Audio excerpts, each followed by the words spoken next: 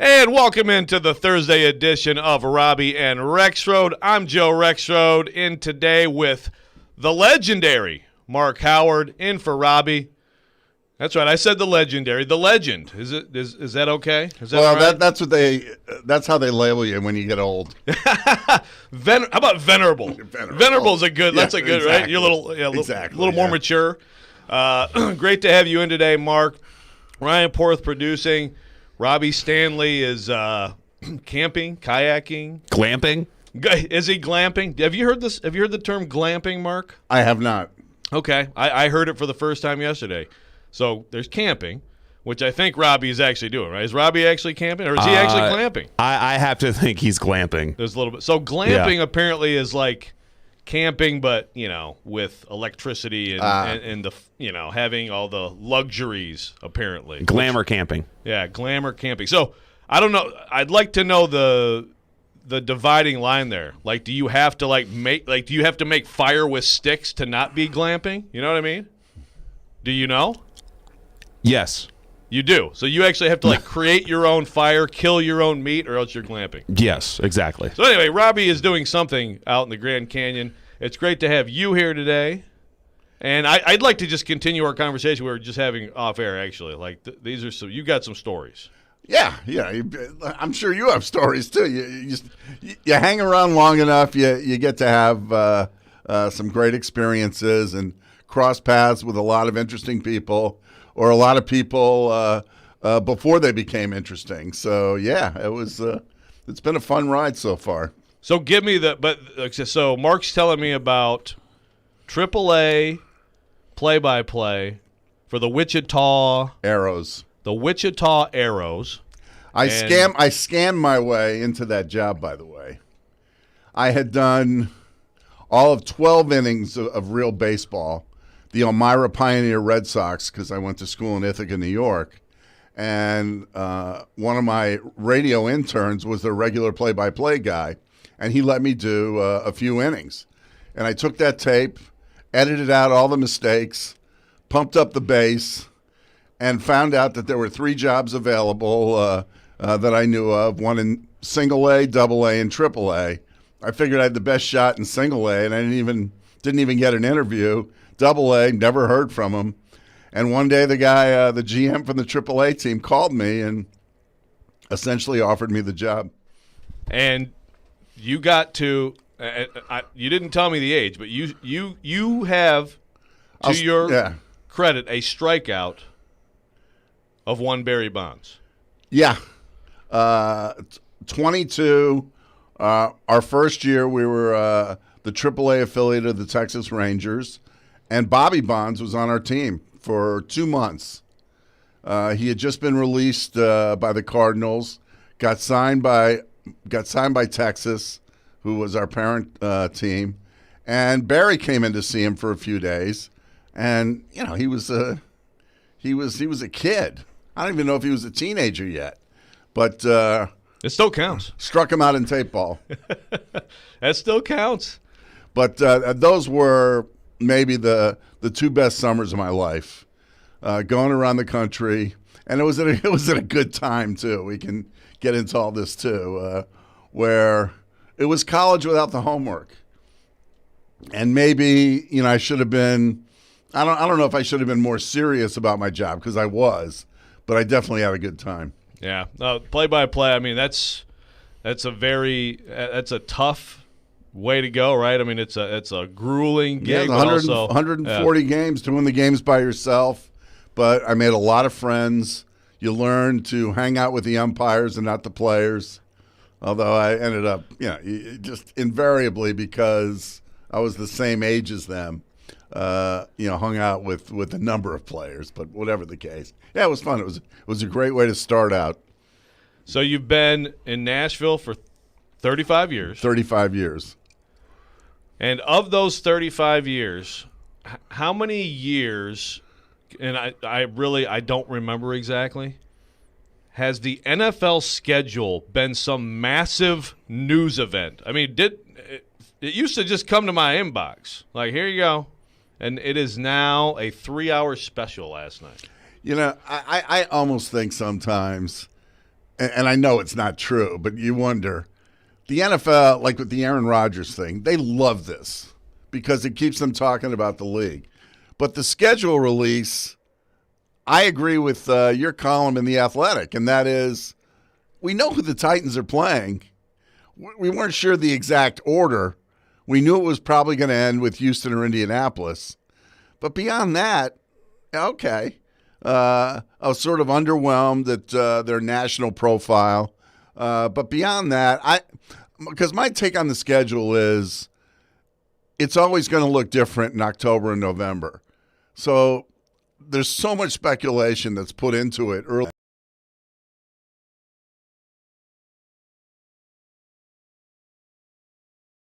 Are going to be. So I sort of take it with a grain of salt. Well, right, the strength of schedule thing. Cause yes. That's another thing. So it's like that part of it. I mean, really, basically we found out, like you said, order, TV, fans who want to book travel and stuff. That's great. You can, I know a lot of them just looked, which weekend are we going to Nashville? Okay, we're going that weekend in Nashville. But, like, people are putting out all this strength of schedule stuff yesterday. Like, you could have done this, you could have done this months ago. I mean, I know they added the extra game, which, by the way, I need your take on this, Mark, because Ryan Porth, producing today, has heard me many, many times complain about a 17th game. Or does it bother you as much as it bothers me? Am I overreacting to this? I guess I'm so numb to the fact of how the NFL does business. I mean, we all know this is going to be a scheduling and adding games to me, diminish some of the numbers. But, they don't ask me about that. Well, right. I mean, that's the thing. The NFL has done a lot of things. This schedule thing. I mean, the drafts as a huge event. These are pretty recent developments. Yeah. They've dominated. They have led the way. And look, I can't begrudge them, making money.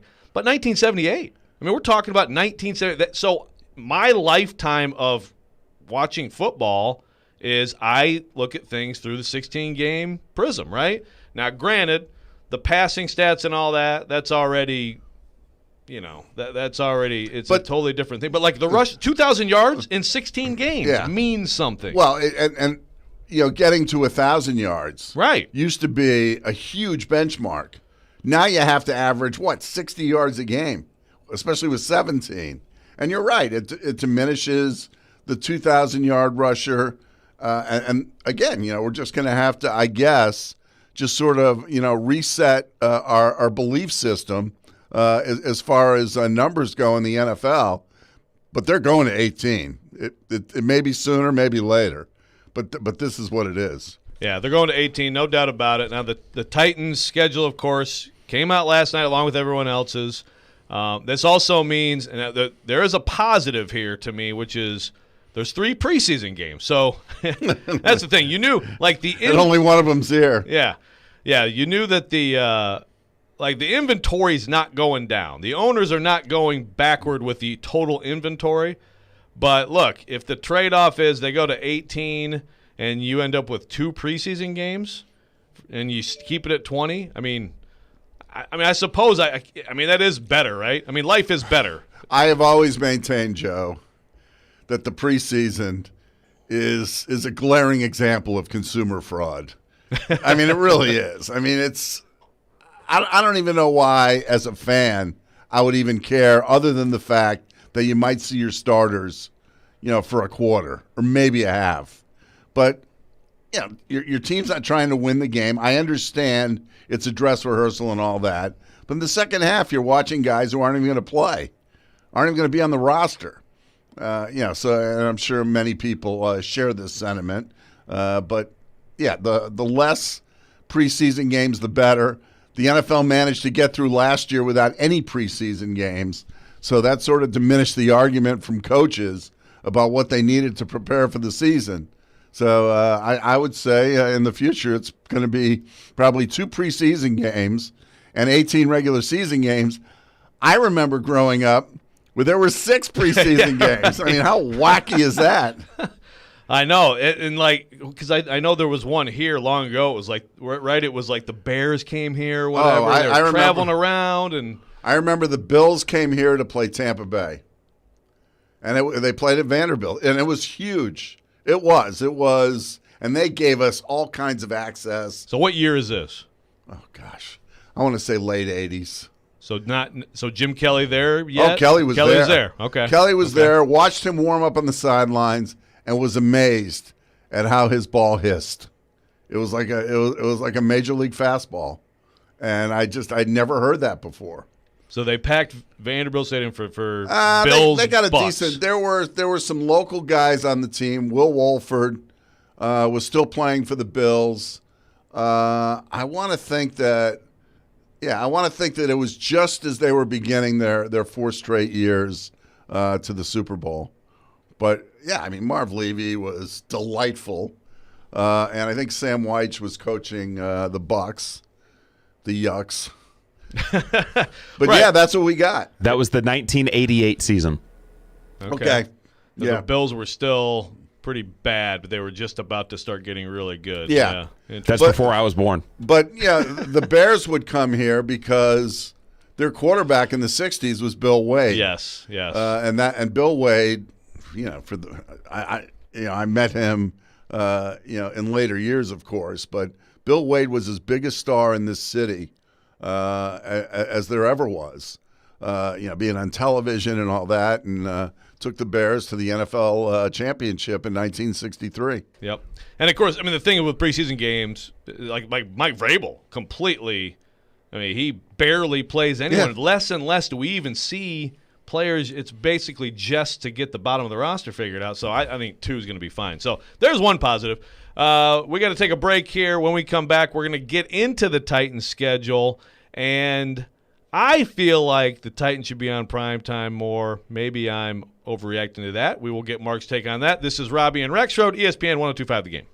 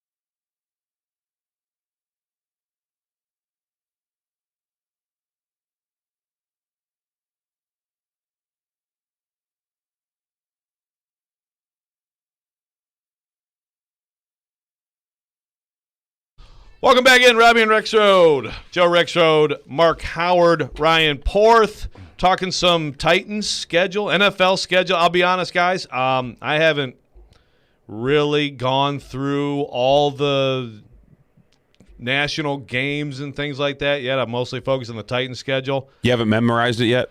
I haven't. I will go ahead and throw out there, I bet you the Cowboys are on a lot. I know the Raiders are on a lot. The Bears are on a lot. Yeah, well, yeah. The Bears at least made the playoffs last year, so I'll give them that. They're also just boring. Yeah, maybe they'll be less boring. With now. your boy Justin Fields. That's right. I mean, it's going to be a big conflict for me, you know. So, Mark, I grew up a Lions fan. Okay. But I disavowed the Lions when Barry Sanders left what should have been – it still was one of the great careers, Hall of Fame career. But, I mean, he could have had all the records and just held them. And I said, you know what? They've ruined too many careers. I'm done, and it's been a great life change. But I still hate the Packers and Bears. So I've given up the Lions but have not stopped hating those. But I tell you what, it's going to be a little bit of a conflict with Justin Fields there. Yeah, I grew up a psychotic Giants fan. Okay. My family, attended games. Still, my brother-in-law still is a season ticket holder. But when you leave the region and you start immersing yourself, in a team, it just becomes different. But I know how that feels. Yeah. Well, and so I've got a 13-year-old who I'm like, he's got a Derrick Henry. I'm like, be a Titans fan. You're in Nashville. He's gone to games. He's loved it. He is, but he still roots for the freaking Lions, and it's so I don't know what to do as a parent. There are probably bigger issues to focus on with teenage boys, but that one's tough to get over. But the Titans schedule. Okay, here's my thing. I feel like the Titans should be on primetime more. Now, I got into a text battle last night with a mutual friend, Mr. Kaharski, who is all over me for writing that the Titans they got two primetime games. Okay, everybody gets a Thursday, so we start with one. Okay, so the Titans get one Sunday, they get one Monday. Here's my case: they won 11-5, they won the division. Before that, they went to the AFC Championship game, and I understand market and all that stuff. Okay, but it's also a very fun team. I think this is one of the more entertaining teams now, and there's a lot of entertaining teams. There's a lot of offense in the league. But I think when you have Derrick Henry, that's something people want to watch, is it not? I just think a case could be made for the Titans to get one or two more of those, and not like the Cowboys are getting 5 or whatever. It's I understand how it works, and we know the same teams are going to get a lot, but I think the Titans deserve one more. Am I off base? Not necessarily, but I also think that the networks and the league have a certain pecking order when it comes to teams, and I really believe this. The whole Google search thing, came out a few years ago. Which team was searched the most on Google, and the Titans were pretty far down. And to the league, that means not a lot of national appeal. I also think that there's a definite school of thought that the Titans are going to take a fall this year. That you look at their turnover ratio, you look at how many close games they won last year, and that's usually a sign of regression the next year. Plus, Tannehill and Henry have enjoyed extraordinary health the last 2 years. I'm just saying, I'm not wishing any of this into the universe, but I'm just saying that, the Titans have had their share of injuries, but for their big stars on offense, it's been pretty good. And they're going to have, one of these years, one or both of them are going to go down, and the Titans are going to have to improvise. Well, then you're going to have regression for sure. Yeah. And those stats you mentioned, those are fair. Those certainly have played out that way in the past. Although I feel like a lot of times these schedules it's not a ton of foresight put into them. It's more like reacting to what you were a year before. But regardless, look, I get it. I just feel like kind of comparable markets, Buffalo, even like Baltimore. I feel like teams like that even get more play than the Titans? I don't think in a lot of these cases. I think you're right, and a lot of these networks suffer from recency bias and look too much at what that team did last year, and maybe not look ahead of what they might be this year. But I don't make those decisions. But I thought the Titans might be on a little bit more. But they are on Sunday night, they are on Monday night, and they're on Thursday. So that's typically a pretty good year for them. And look, one thing that we don't have with this schedule, which I'm grateful to see, we do not have the Titans-Jaguars Thursday. Yes. Like, the Thursday game is good, and it's a potentially a big one. Thursday Night Football, Nissan Stadium, 2 days before Christmas, San Francisco 49ers.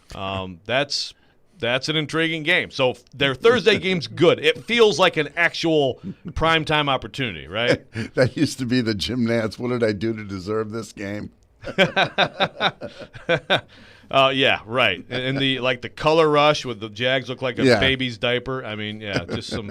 And the Smurfs for the Titans. Yes. Right, yeah, the pajama game. The other two primetime games, of course, you got an actual scheduled game also at Nissan Stadium against the Buffalo Bills, of course. Now, the Titans did get 4 last year because the COVID-19 outbreak. They end up playing on a Tuesday. And by the way, and this is part of my text battle back to PK, they did okay in that primetime game. They were 2-2 last year. They lost to the Colts, Packers. Who'd they beat? They beat the Bills and who am I forgetting? Porth. They were 2-2. I know this. Well, they lost. They lost to the Colts at home. They got drubbed by the Packers, and that was a very poor showing and a very big opportunity. They beat the Broncos. Yes, thank you. They were season opener, which is, by the way, which does not exist anymore. By the way, the doubleheader on Monday Night Football, which doesn't make me sad either. But also another big one is the Sunday Night Football opportunity, and this is in Los Angeles against the Rams. Matthew Stafford, potential, maybe the best defense on the schedule. Jalen Ramsey, Aaron Donald. That's a big one too. So I like the primetime games are big games. And that's what primetime games should be. But sometimes those Thursdays can get a little dicey. What are when you just glance at this schedule, Mark? What jumps out at you? Well, they're definitely playing against playoff caliber teams. The 49ers game should be really interesting. Who knows who's going to be starting at quarterback for San Francisco at this point. The 49ers are a pretty well-run team, so you got to figure that, for a team that went through all those injuries, they will bounce back this year. That's not going to be easy.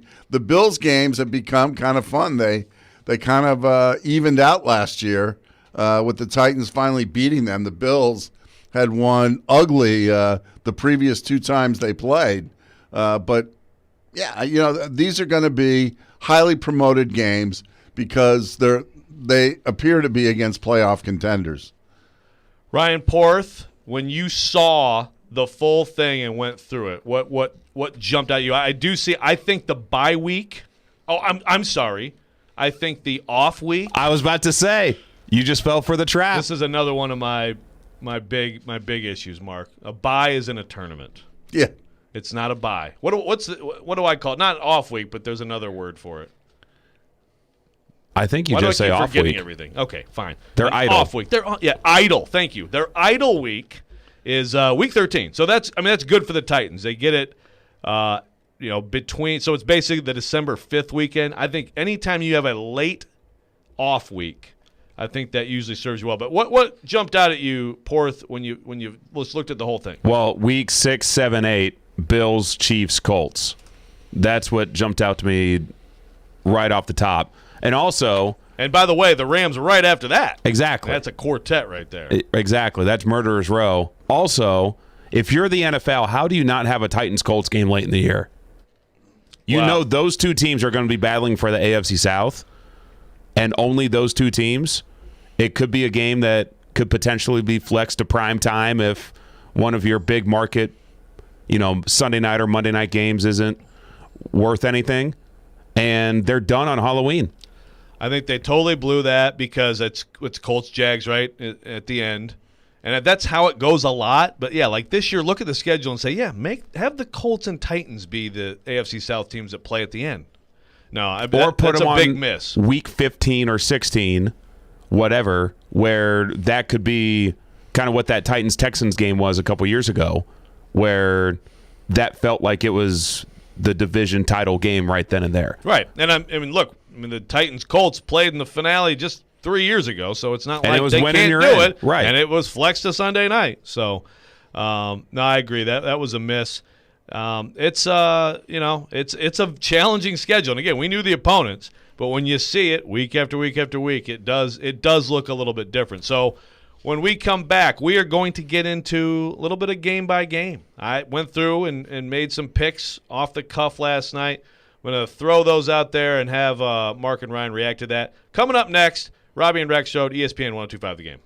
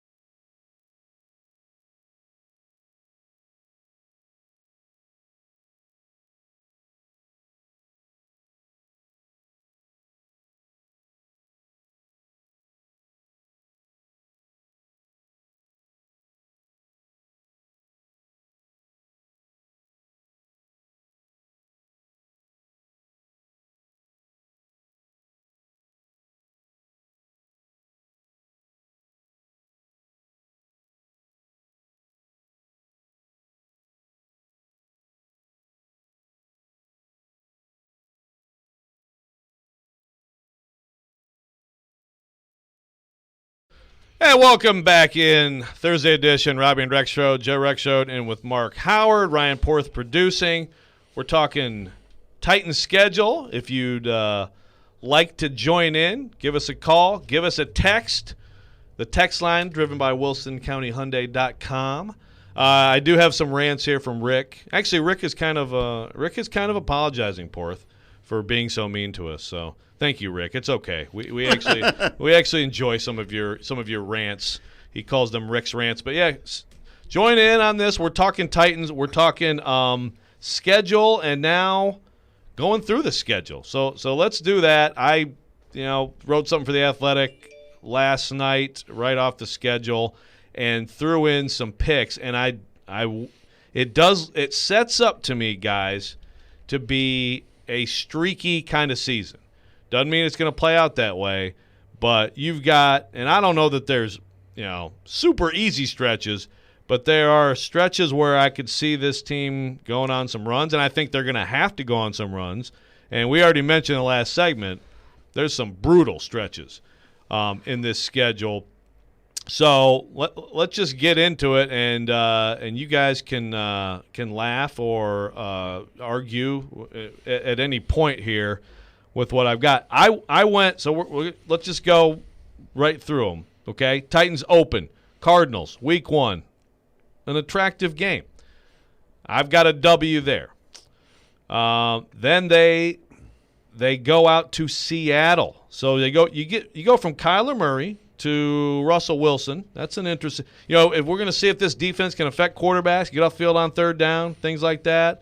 Bud Dupree, Caleb Farley, on and on. I mean, we're going to find out quickly what some of these changes have led to. So I went W again. In Seattle. Surprised you went there. That's that's one of those swing games on the schedule to me. You got the Colts at home. The Titans don't beat the Colts at home. I don't know why I keep picking the Titans to beat the Colts at home. And Ryan Porth, you've made your feelings very clear on this. But I think this year is different. I think the Titans are set up to start strong because of the continuity on offense. You get Taylor Lewan back. We'll see on right tackle. We'll see with the rest of the receiving core. But Tannehill, Brown, Henry, Ferkser. I mean, I feel like, from that perspective, they should be ready to rock. That's 3-0. Then they go to the Jets. You get to see Corey Davis. You get to see Adoree Jackson. I got them 4-0. Then you have the Jaguars on the road. That's Trevor Lawrence, Urban Meyer. Boy, we could talk about that for a while. I got them starting 5-0. Okay. I know it's just like last year. It's a fantasy. I don't see how they win in Seattle. You don't see how they win in Seattle? Okay. That is one of the toughest road games of the year. The Seahawks, after last season, are going to be intent if they about starting well. And I just don't see them winning there. But presumably, hopefully, that's a full stadium. Hopefully we're talking full stadiums, and then you've got that's one of the great. And I have not seen that atmosphere, but that is one of the great atmospheres in the NFL and in sports. And I imagine some of these atmospheres, if they are able to return to normal, are going to be maybe a little extra spicy this year. So I hear you. That may be. I think if the Titans are 4-1 at that point, which also won't be easy, by the way. I mean, the Colts game is going to be very tough. But if they're 4-1, then they're in position to handle what's next. Because here's the thing: in my little spin through the schedule, I got them losing 4 in a row. Okay, I got them losing 4 in a row after starting 5-0. The Bills, Bills are tough, man. I think the Bills are really good. I think the Bills are a legit Super Bowl contender. I think the Bills are going to remember what happened here last year. There's Monday Night Football. Josh Allen, again. This defense, we're going to find out a lot well before Halloween because then, of course, October 24th, Patrick Mahomes comes in here. I don't know. You don't really need to say anything other than can't wait to see Caleb Farley press Tyreek Hill, as he said he's looking forward to doing. So I got an L there. On Halloween, they go to Indy.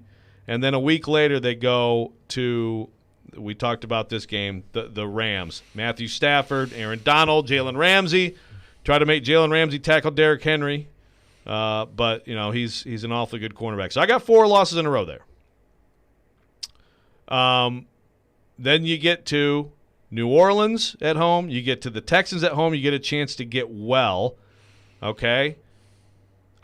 So I've got 4 more wins in a row.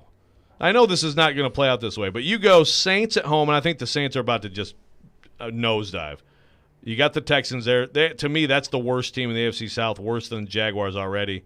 You go to New England. That's a big one. Vrabel owns Belichick. At New England, protege mentor before the idle week, and then you come back home for the Jags. So what does that make them? 9-4. Okay. So I've got them 9-4. They start 5-0, then they're 5-4, and then they're 9-4. And then they're 9-4. Yeah. It's a streaky team in this fantasy scenario. So then you get the final stretch here, which again, I'm like, 9-4, so 3 games left. No, I'm sorry, 9-4, 4 games left. You're going to Pittsburgh in December 19th game in Pittsburgh. You follow that up with the short week and the Niners, that Thursday game. And then a team that I think really could be interesting this year, guys, the Miami Dolphins coming in here. Jalen Waddle, you add him. I think Jalen Phillips, if he's healthy, if he's fine, I think he is the best pass rusher with the most potential to be a game wrecker this year. With already a good defense in place. Tua is the story there for them, but that's, I think, a team that's going to be potentially in the mix for a playoff spot. And then you wrap it up January 9th at Houston. But I'm finishing them with LLWW. At Steelers, L. 49ers here, L. And then you beat the Dolphins and Texans, and you finish 11-6. Yeah, I think the Dolphins are going to take a step back this year. I just think they will. And I thought Brian Flores did a phenomenal job last year. I'm not the first person to say that. But, yeah, I agree with you on pretty much all counts. The Patriots game is going to be an interesting one. There are going to be some swing games here. For instance, if they could split the Bills and Chiefs, that gets them over a huge hump. And obviously the game at Foxborough. And you just got to believe that the Patriots, with all the money that they've spent, will bounce back this year. And their quarterback situation is going to be interesting. Well, they're getting guys back on defense, and I think that could be a very good defense. Yeah. And I know Porth, you're not a Cam fan at all, and Scam Newton. He was the MVP like 5 years ago, but yeah, a lot can change in 5 years. That's true. He's on the wrong side of things. I hope Jonnu Smith can catch with his feet, because that's where Cam Newton throws it. Man. But so you think Mac Jones will be the starter there quickly, right away? See, I don't know. I don't know how much Bill Belichick is going to throw a rookie into the fire. I don't know. He might have to, honestly. He did with Brady. But he did it out of necessity. He did. Yeah. So he might have to do it out of necessity. Cam wishes he was Drew Bledsoe. Yeah, exactly. But I agree so that's a swing game. I think at Pittsburgh. At Pittsburgh is a – I don't know what Pittsburgh's going to be this year, but that's never an easy place to play. And if Roethlisberger is okay, he's how much did that team went from we were talking about a perfect season. They lose to Washington for the first time, totally disintegrated. Their passing game just became non-existent. And the Browns game, good grief. What a debacle. Yeah, no, absolutely. That was stunning. I expect them to be a good team, but that was a stunning fall for them last year. All of the whole NFC West, I look at all those as swinging. You can't tell me the Cardinals can't come in here on opening day and put 35 points on this team and beat them, right? Yeah. Certainly. I feel like that's Malcolm Butler's homecoming. Malcolm Butler, A.J. Brown. Yeah. Here we go. It was good in practice. We'll see if it's good for Malcolm in the game. We'll see. Also, your boy J.J. Watt there, Joe? Oh my goodness, J.J. Watt. I mean, I'm sure 4-sack day for him coming up. But no, I mean that is a game that's to me a toss-up game or close to it. I would favor the Titans, but there's a lot on this schedule. This could be a very good year, and it could be a big step back, like you said. I think a lot of people do expect that step back. I picked the Titans. We had to do this too. We had to say, well, what's your pick? For win the division. I picked the Titans to win the division, and my reasoning is better quarterback, better running back, better number one receiver. Those aren't the most important things necessarily. Quarterback is, but those three areas, the Titans are demonstrably better than the Colts, and that's why I pick them. Yeah. But most people are going to pick the Colts this year. Yeah, but I'm not totally convinced. I have to admit, I am shocked at the fall of Carson Wentz. There was a point there where I always referred to Carson Wentz as the quarterback the Titans wished that they could have, and that really never happened. And all of a sudden, he just absolutely plummeted. And I know part of it was injury, but he was the quarterback that they wish Mariota would be, at least early on. And then all of just the stunning fall and trade from Philadelphia to me is just unbelievable. Yeah, I mean he's going to be obviously a huge story here, and if he can return to anything close to what he was, it's going to be an interesting race. If not, I don't know that it's going to be all that interesting. Yeah. We'll see. We'll get more into that. AFC South, how Mark feels about this draft class. But first, this season, catch all the action. Nashville Sounds baseball on ESPN 94.9. Tonight, the Sounds face the Memphis Redbirds at First Horizon Park. Catch pregame starting at 6:20. First pitch, 6:35. Nashville Sounds baseball on ESPN 94.9, presented by Farm Bureau Health Plans and 312 Pizza. We'll be right back. Robby and Rexrode, ESPN 102.5 The Game.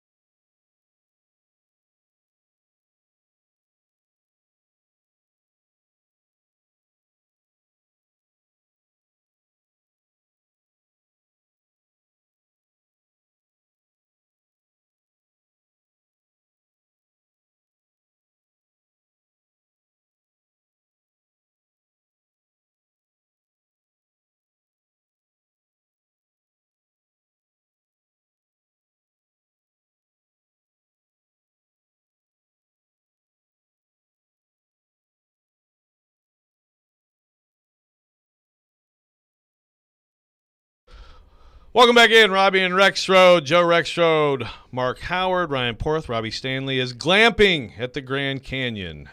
And we are talking Titans, talking AFC South 2021. And I want to get, Mark, your thoughts on this draft class, but I do have a text on the text line driven by WilsonCountyHyundai.com. By Ron. Ron's mad that I picked the Titans. Did I pick the Titans to lose to the Steelers? Is that right? Did I pick that? Yes, you did. Yeah. Come on, man. This is Ron. Come on, man. Ben was pretty much done last year. You telling me old man Ben is going to beat the Titans? Joe, I usually agree with what you say, but this one I think you're wrong, especially if we stay healthy. Yeah, it's a tough one. I mean, I do think that's a swing game on the schedule. Tough place to play, late season. Obviously the Steelers won last year, but that was, to your point, Mark, last segment, and that was when the Steelers were a different Steelers team than they ended up. So that's a very tough team for me to pin down. And I agree. Roethlisberger does not have a ton of time left. It kind of reminds me of Phillip Rivers, at this point. I mean, he can still pick you apart with the short intermediate. He does not have the same arm strength. Or, he doesn't have the same ability to move around that he used to either. But I do think that could be a pretty good team, and that's I certainly think that's a swing game. There's a lot of them on this schedule, but a lot of this is going to come down to also, of course, how the Titans did in the offseason. So first of all, just what's your overall assessment, Mark, of that? I mean, we just had the draft, but even adding Bud Dupree, Danico Autry, losing Jonnu Smith, Corey Davis, cutting Malcolm Butler, Adoree Jackson, Kenny Vaccaro. When you add it all together, what do you think of how John Robinson did here? I think he did okay, but I will. And listen, I hope I'm wrong. Monty Rice. Now I think John was ready to go tight end, and might have got taken by surprise. But the fact that they didn't address the slot, or the tight end position, I'm just incredulous. I mean, I thought they did great at cornerback. I back up the choice of Farley. I think they really feel like the medical issue is going to be okay. I understand even going tackle in the second round because you got to be honest with yourself. You made a mistake. You can't dwell on it. You got to move on.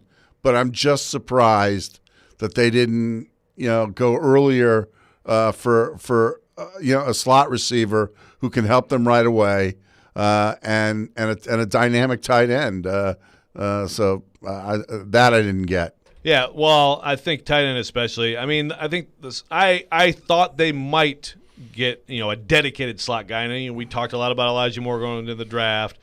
Didn't work out. I'm a big Rondale Moore fan. We'll see him week 1 too, because he's with the Cardinals now. But the tight end thing is that is the thing that surprised me the most. And to me too, and I understand when something like Isaiah Wilson happens, you got to move on. And I think it was almost the perfect storm for the Titans. The whole COVID-19 thing and not being able, to meet with him, sufficiently and all that. But I think it did affect the Titans because the profile of just about every player that they got, they drafted a bunch of gym rats. And there's nothing wrong with that, but it's pretty obvious that they were going to re-emphasize that and not take a flyer on a guy who might be talented, but is also immature and, has other issues like Wilson did. I think they went right at it and brought in guys, whose attitudes and love for football is not questioned. Yeah, I mean, I think, we had Des Fitzpatrick on the show yesterday. That a lot of people looked at that like a reach. They move up in the 4th round to get him, but there's a 4-year player in college who was, he's a guy who's known for his work ethic and all that stuff. Yep. Really, I will say, I mean, there's an example of a player, and I think it's surely an example of what the position was in the draft this year. I mean, when they drafted him, I'm like, oh yeah, Des Fitzpatrick. Yeah, he's good player, But he's projected as a 6th, 7th round pick. Doesn't necessarily mean anything. I don't know that was a big reach, but he's one of those guys you kind of get lost in the mix. He's going to be intriguing. It's going to be critical for him to come in here and do something in that receiving core. But tight end is where I think Tommy Tremble is the guy especially. Yeah. Gets taken 2 picks before them, then they move back. And that is the pick that puzzles me the most is the Monty Rice situation. And as you know, Joe, production from the slot is essential because it dictates coverages. It dictates how teams cover A.J. Brown. It dictates how many men teams put in the box on the line of scrimmage to try to neutralize Derrick Henry. So it definitely has a cause and effect. No, I agree. Look, I think that I think Anthony Firkser, and we saw it last year, Humphreys takes the hit in Cincinnati, and really Firkser played that role, played it well. I mean, he is a mismatch. I think he's going to produce a lot this year. He's going to be important in that offense. I think that they can figure that out, but you need your next young, all-around starting tight end, and they don't have that guy right now, and that's surprising to me. And clearly they didn't like the guys at the back end of the class, in the draft. But I think that's an unfortunate outcome. And it's also and I understand that the cap this year is down and teams had to do a lot of stuff that they didn't want. But this is a cautionary tale of what happens when you don't pick up the options, you don't like your players enough that you drafted to pick up their options, or you whiff on some key draft picks, and you've got to, all of a sudden, go out there and spend and try to fill that hole. And because of that, Jonnu Smith walked. Because of that, they had to cut Butler. They had to cut Adoree Jackson. And maybe, Jackson was a casualty because they didn't feel like, he was going to play at a certain level. But still, it did dictate a lot of their monetary decisions. So you mentioned the Wilson thing, like you said. I mean, I agree. Look, I'll give John Robinson credit. Like, you make a mistake, hey, take your tackle wherever you like your tackle. He takes Ray Dunn's. You got to compensate and move forward from that. But I would say one of the picks I liked the most in this class when it happened was Rashad Weaver. I was like, that's pretty good where they got him. Get him in the 4th round. I liked him a lot as a player. What do you think of that situation? There have been, anonymously quoted scouts from other teams that have said they knew something was going on. The Titans put in a statement that they didn't. How do you look at that situation and how it all played out? No, you got to know that stuff. And why does it always happen to the Titans? And that's not good. And that doesn't, mean that, John Robinson and the organization is going to close their eyes to that. But you've got to have the whole profile of a player when you're bringing him in. And it obviously didn't happen with Wilson. And I just think that they should have known that about Weaver. Yeah, I mean, the timing was tough, but still, there was a report generated, well before the Friday where he actually gets charged. So, no, I mean, I agree. Look, you gotta know, and you've gotta adjust now so that cannot possibly happen. And I think one of the things you do is you go back to people and you call them, right, and you call their agent. Exactly. You call his agent and you ask his agent, is anything going on here that we need to know? And the thing that's interesting to me is I can't see an agent lying. So, you know what I mean? I mean, you're not lying to a team or even you're not hiding something for your 4th round pick, right? You got these relationships long-term. You got too many other players, yeah. So I wonder what the agent knew. But regardless, you got to figure out a way to not let this happen. And it's going to be very interesting to see what happens with Weaver. Of course, rookie minicamp is Saturday. We're going to be out there Saturday. We're going to get a chance to see these guys on the field a little bit and talk to some of them. Probably not him, but probably some of them. So that'll be interesting. When we come back, we are going to get into the Nashville Predators. We're going to switch gears a little bit, and we're going to talk specifically about Matt Duchene. How big is this postseason for him? This is Robby and Rexrode, ESPN 102.5 The Game, coming to you from the Wholesale Inc. studios, powered by RumbleOn.com.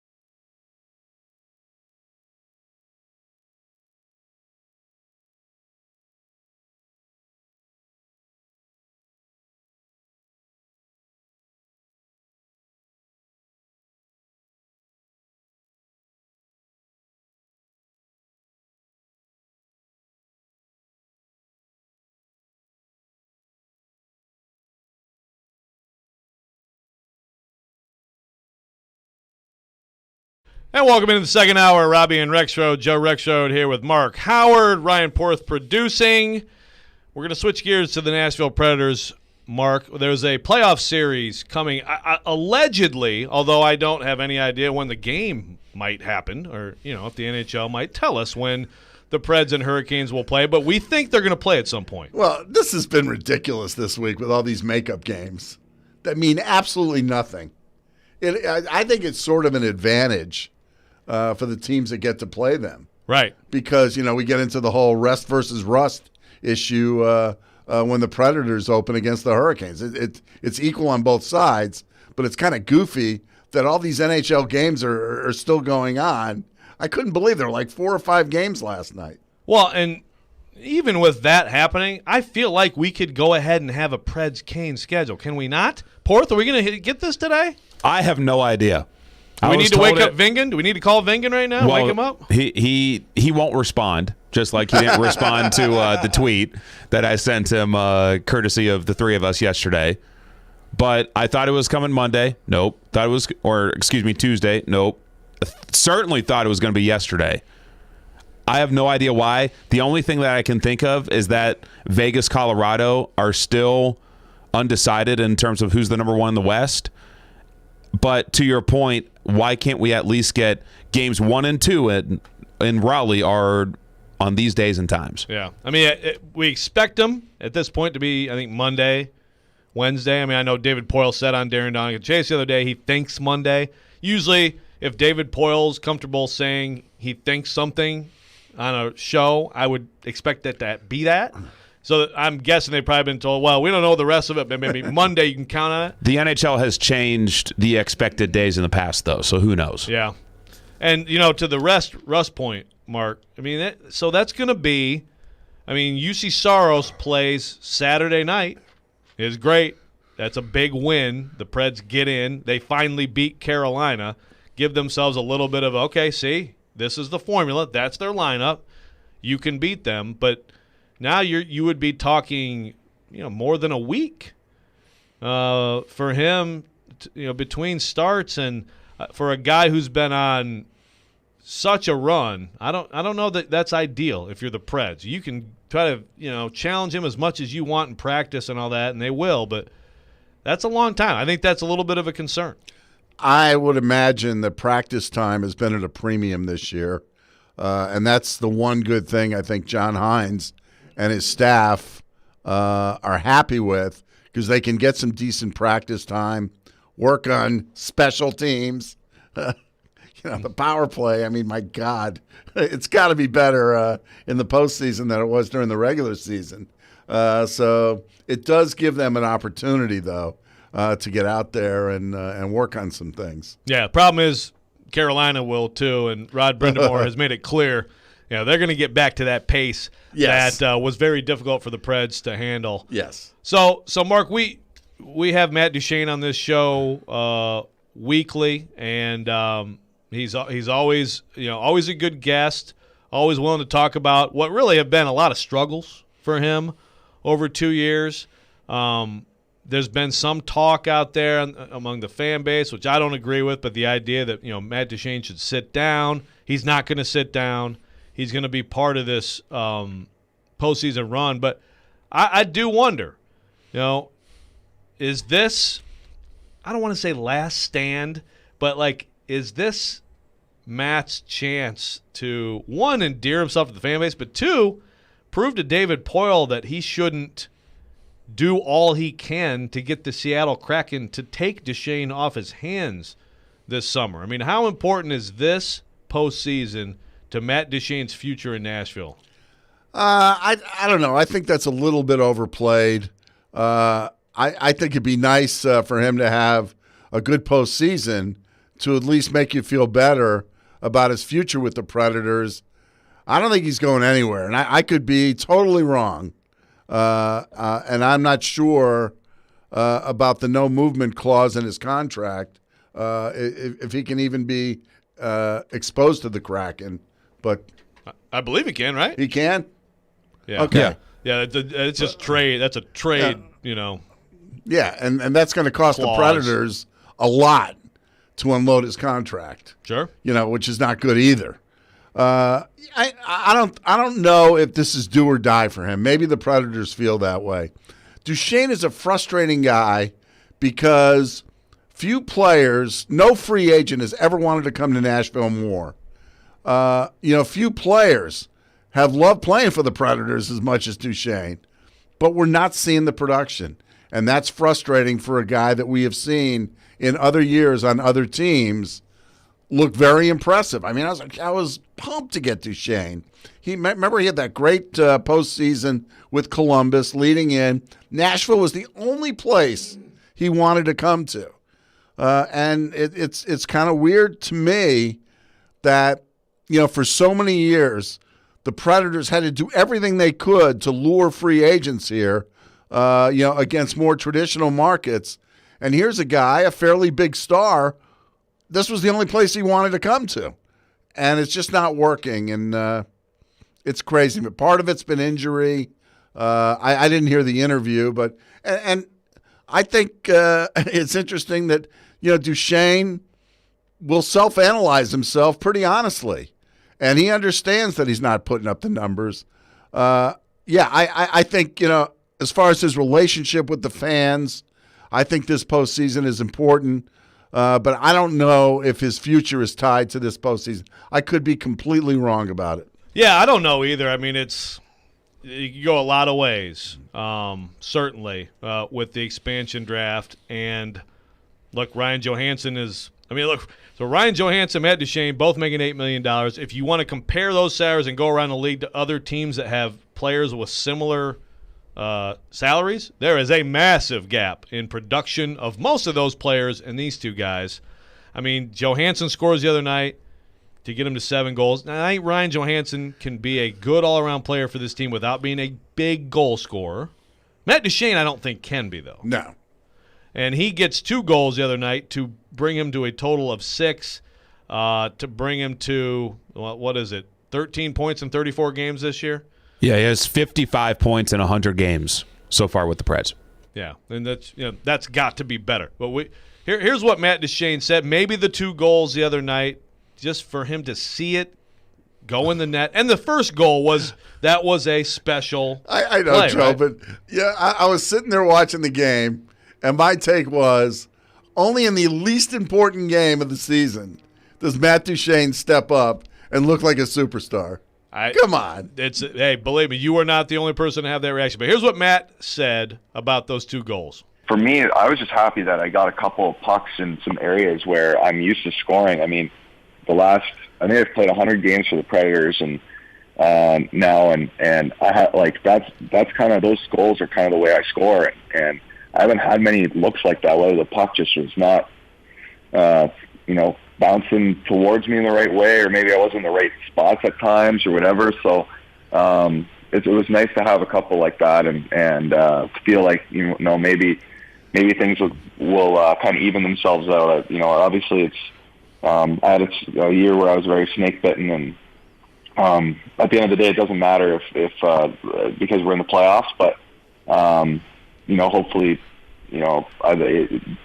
that keeps coming for me, and I can help the team the best of my ability offensively. So, no, it felt good. I mean, it's one of those things, right? It's a result-based business, and you can play great and create scoring chances all you want, but when you're not getting the results, it can be frustrating, and especially early in the year when we weren't winning as much. And so, yeah, I mean, it felt great, and, I want to kind of just ride that wave going into the playoffs and, feel good going in.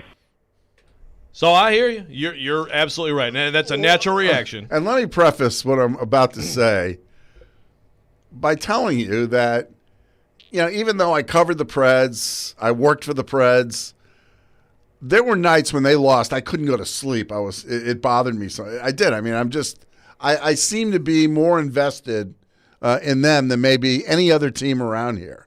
But at the same time, do you get the feeling that in a week and a half we're going to sit here and say, you know what, Carolina really suckered them by letting them – I'm not saying they let them win the 2 games here, but there was less emphasis on winning for Carolina, and they're going to turn it on and really be the difficult team that they were earlier in the season to Nashville. Oh, I wouldn't be surprised. I mean, I said the other day or maybe yesterday, I mean, that first period of game one in Carolina, I bet you'll see a little bit different team than we saw in those two games. Now, I do think that because they played their full lineup, there's some value in that win.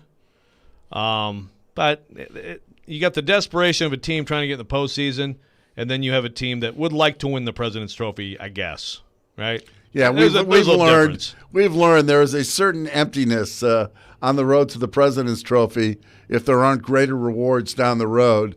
And I just sort of felt like Carolina was stuck in second gear here, and that won't be the case when they go back to Raleigh. I agree. Now, I do think that just some of the physicality that the Preds laid on them kind of sent a little bit of a message. Set the stage. Yeah.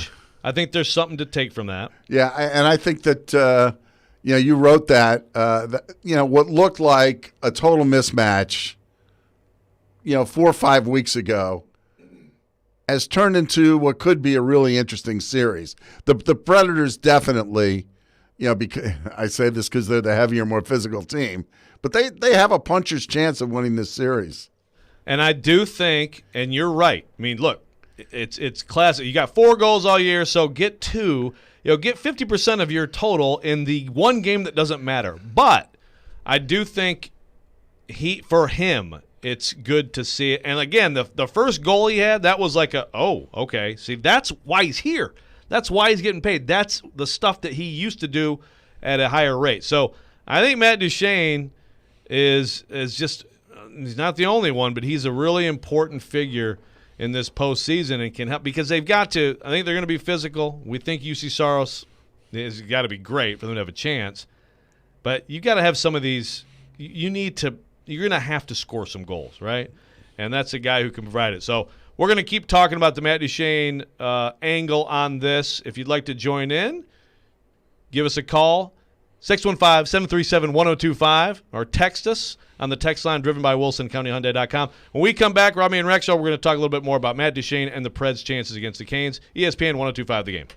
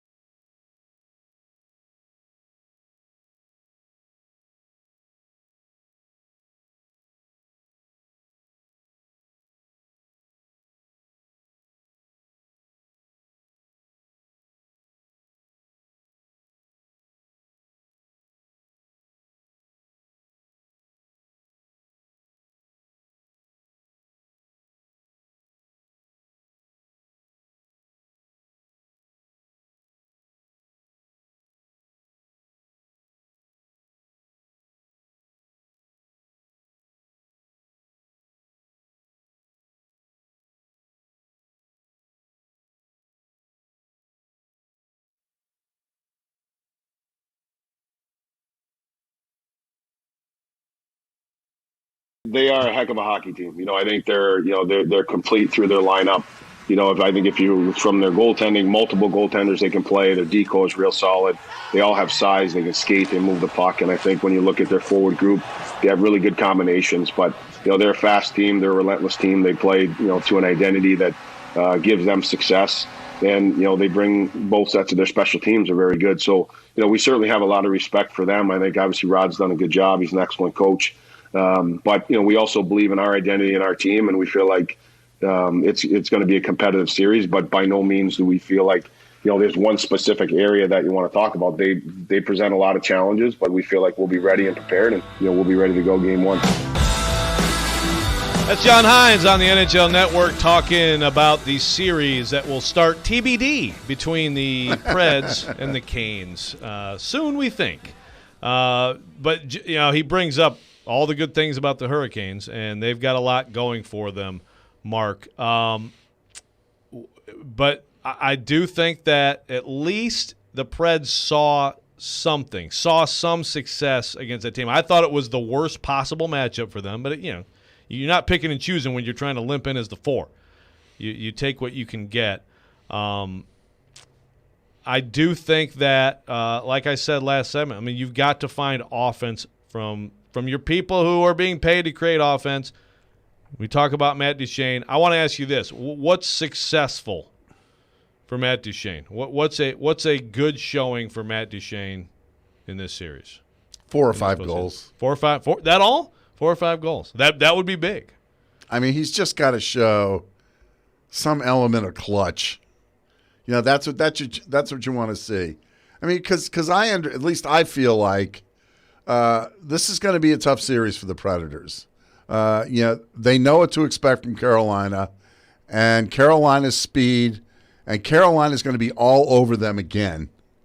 And this is going to be where the Preds have to be disciplined because, with physicality, sometimes comes a Congo line to the penalty box.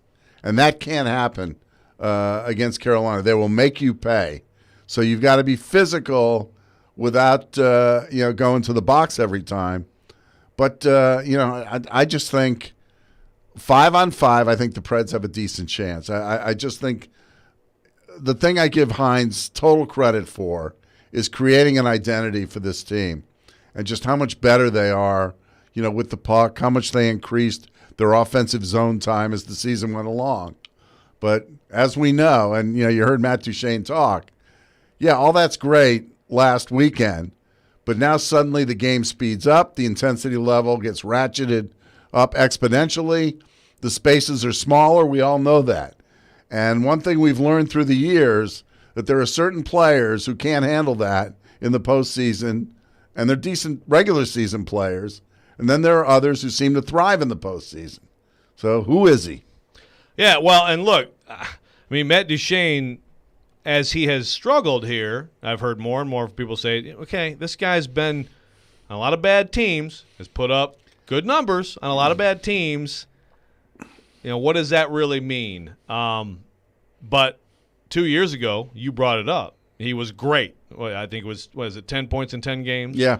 For Columbus. Obviously, they pull off the shocker over Tampa Bay. He has huge moments. That's it. That led right into, obviously, the offseason. The Preds lose to Dallas. Everybody knows they're going to have to move that Subban salary. We all knew what was coming, right? Before it ever happened. That it was going to be Subban out, Duchene in some way. And it's exactly how it happened. Is that hope? The fact that he did it 2 years ago. At least it's not like he's done it.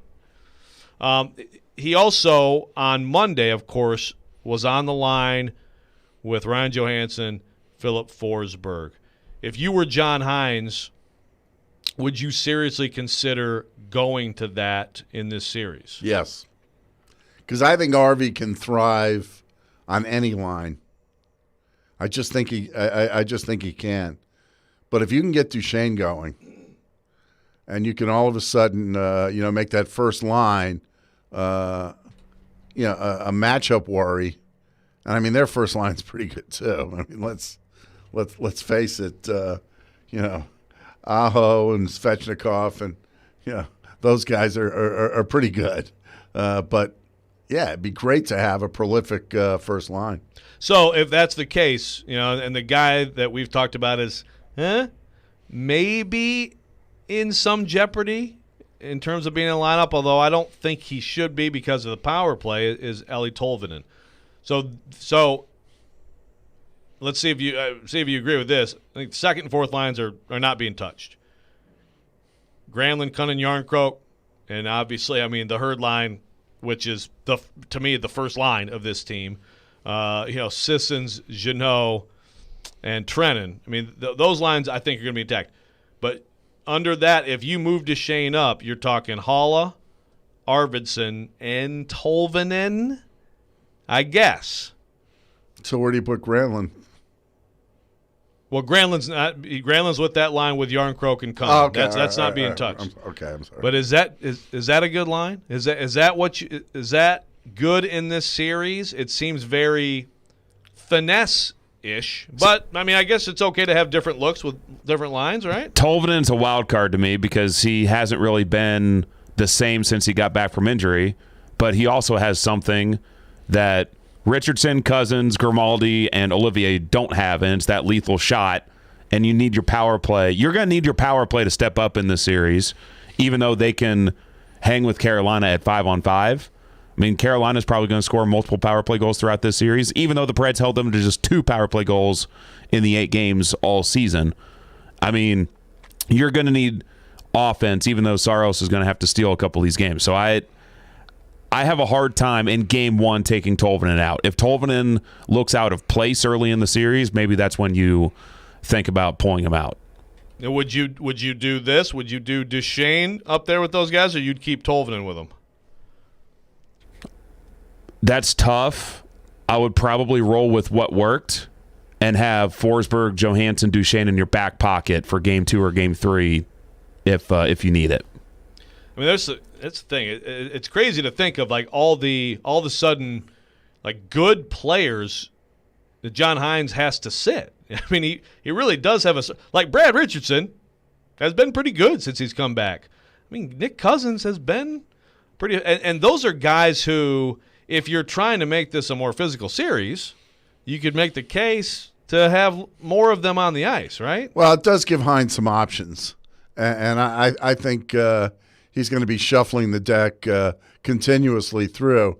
The selling point for not having Duchesne on the first line is harder for Brind'Amour to match, lines, when they're in Carolina, because you can't just concentrate on shutting down their first line. So, it works both ways. All right, we'll go to our text line driven by WilsonCountyHyundai.com. Paul says, after the last 2 games, the playoff series feels like a bunch of ifs for Preds fans. I certainly am not buying into the ifs. I think somehow wake up Forsberg and Duchesne at the same time, and if Saros can maintain his level of play, the Canes are in big trouble, but those all feel like really big ifs. Well, that's true. There are definitely there's a lot of ifs, but that's this tournament too, right? There's ifs for the Canes too after last year. There's some question about them taking a punch.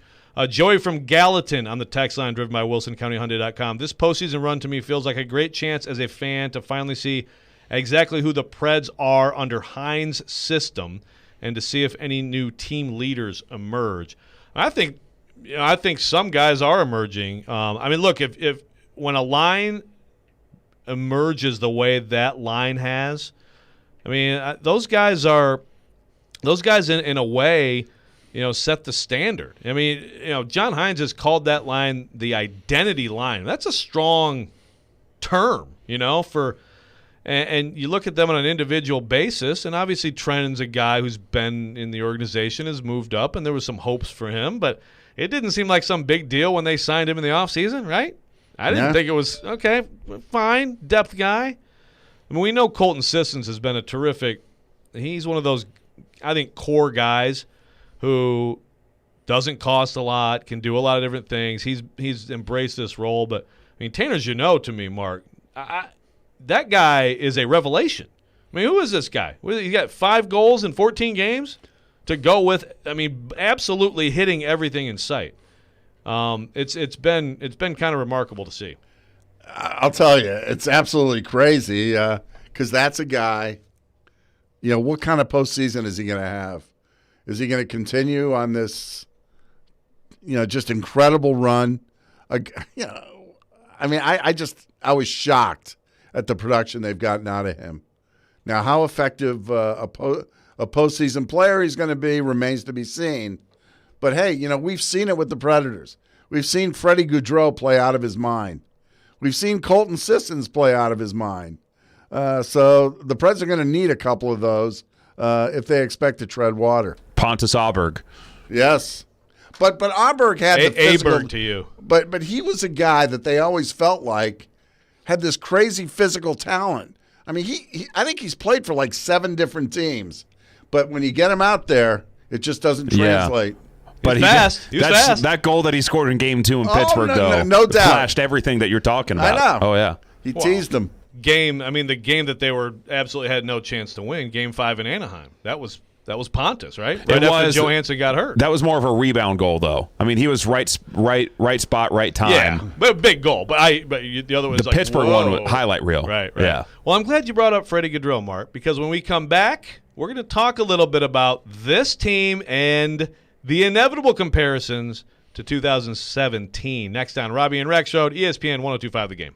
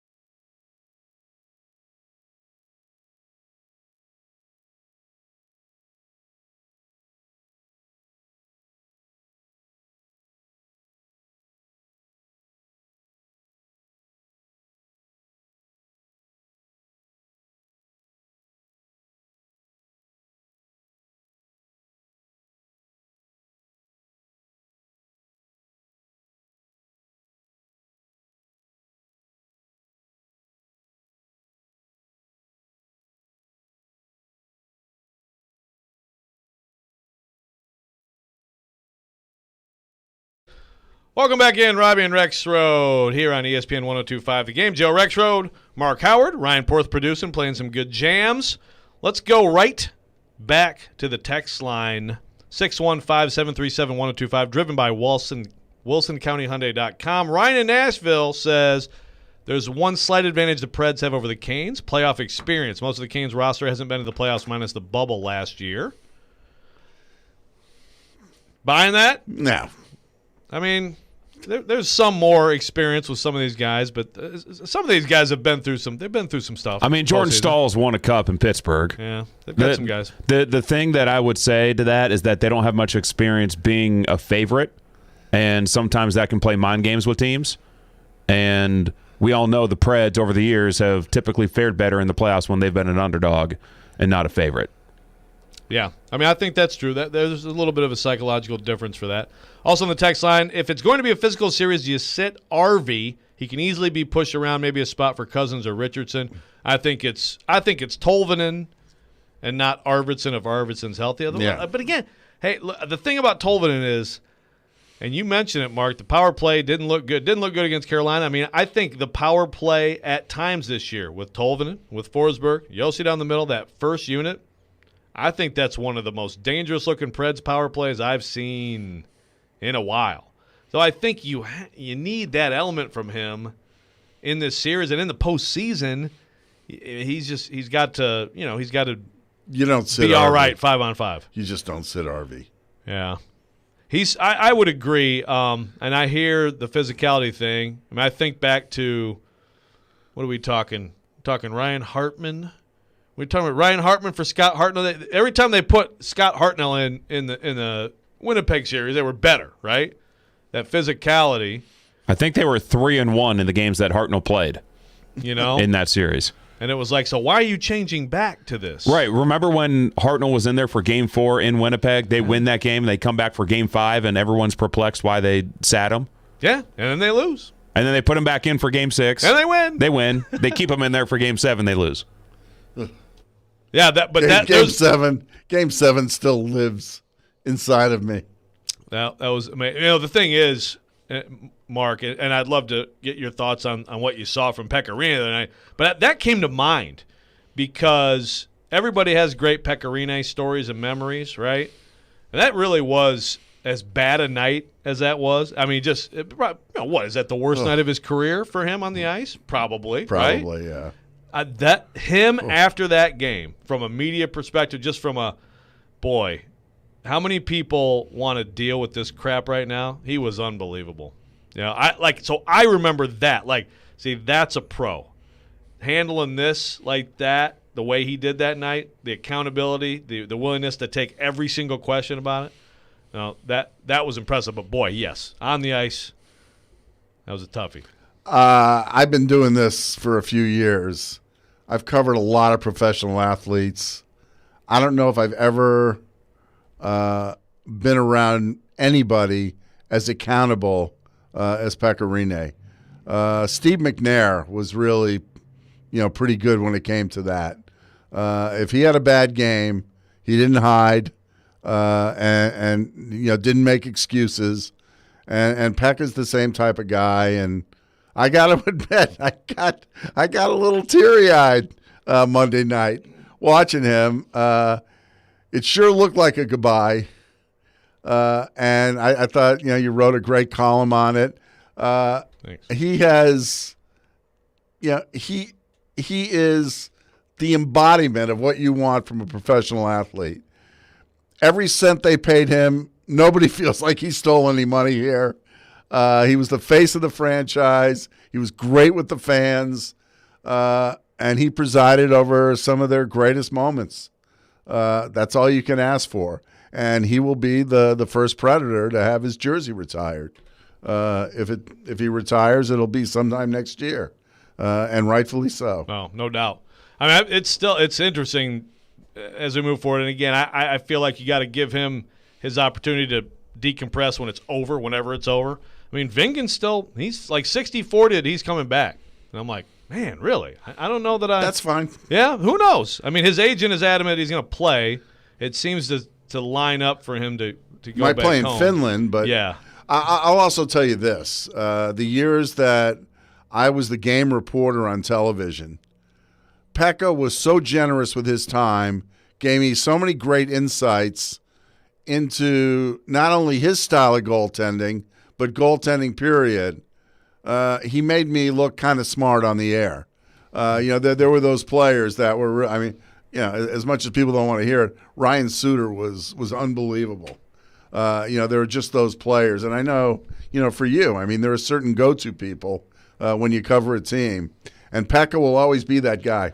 Well, Pekka in the locker room, if you ever had a chance to talk with him one-on-one, he always welcomed you to sit down with him. Yep. And not just stand awkwardly in the middle of the locker room. He was like, come on, let's sit down and let's chat. Especially because he would tower over you. Exactly. Pretty much everybody, I think. No one especially tall in this media corps. No, it's consistent across the board. Anybody who has dealt with him.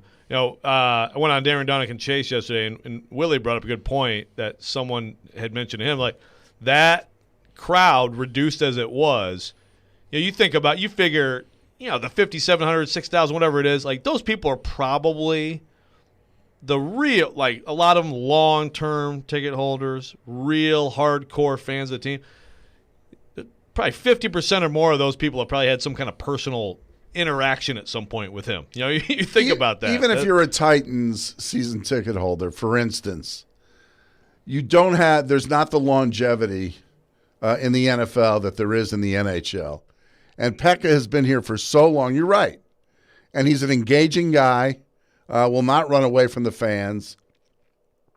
And I'll always say the Predators have written the book on how to build a relationship with their fan base, because that's going to get you through the tough years as well as the really good ones. And, Sean Henry and everybody over there, do a fantastic job. But the players have bought into it. And they Pekka leading the way. Roman Josi, not a better guy to be around. Dan Hamhuis used to get booed on the ice, but the stuff he did off the ice was just incredible. But, just through the years, really great people. Yeah, and Pekka setting the standard. I got to get to a couple comments from Jeremy K. Gover, both on Twitter and the text line driven by WilsonCountyHyundai.com. So first of all, on Duchesne, despite fear of reminding you of my Duchader nickname, you guys are forgetting one very important fact about Duchesne. Both of his 70-point seasons came in contract years, and that impressive playoff with Columbus also contract year. I hear you. Like, to me, though, that means there's a lot of pressure on you in a playoff series, and you did it. So do that again. There's still pressure. And to make it relatable to NFL fans, he's Yancey Thigpen. Yancey Thigpen always had great years in his contract years. And then there was always, I don't want to, put this on Matt, but then there was the tender hammy in the other years.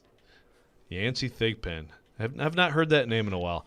What about on the experience factor? Experience means nothing. Remember 2017, Preds had zero experience, especially compared to Chicago, their first-round opponent. I don't know if I would buy that, though. They played 2 Game 7s the spring before. They played that tough series against Chicago 2 years prior. Yeah, you could argue that those experiences, to me, helped lead into that run in 17. Sure. Those 2 Game 7s, a great win in Anaheim, and then the just meltdown in San Jose. Mike Fisher. It probably all helps, right? Yeah. Mike Fisher, James Neal, PK, Pecorine all had a lot of playoff experience before that 2017 run. So 2017, it's a natural thing. People are going to bring up, Mark. There are 10 players from that team who are on this team. There's been a whole bunch that has happened between then and now. Do you look at this team going in and think back to that whatsoever? I don't. I think the 2017 team was really good when they were. Think about the players that they had. A rising Kevin Fiala.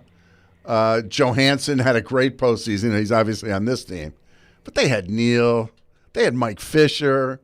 They had some really good players, up and down the roster.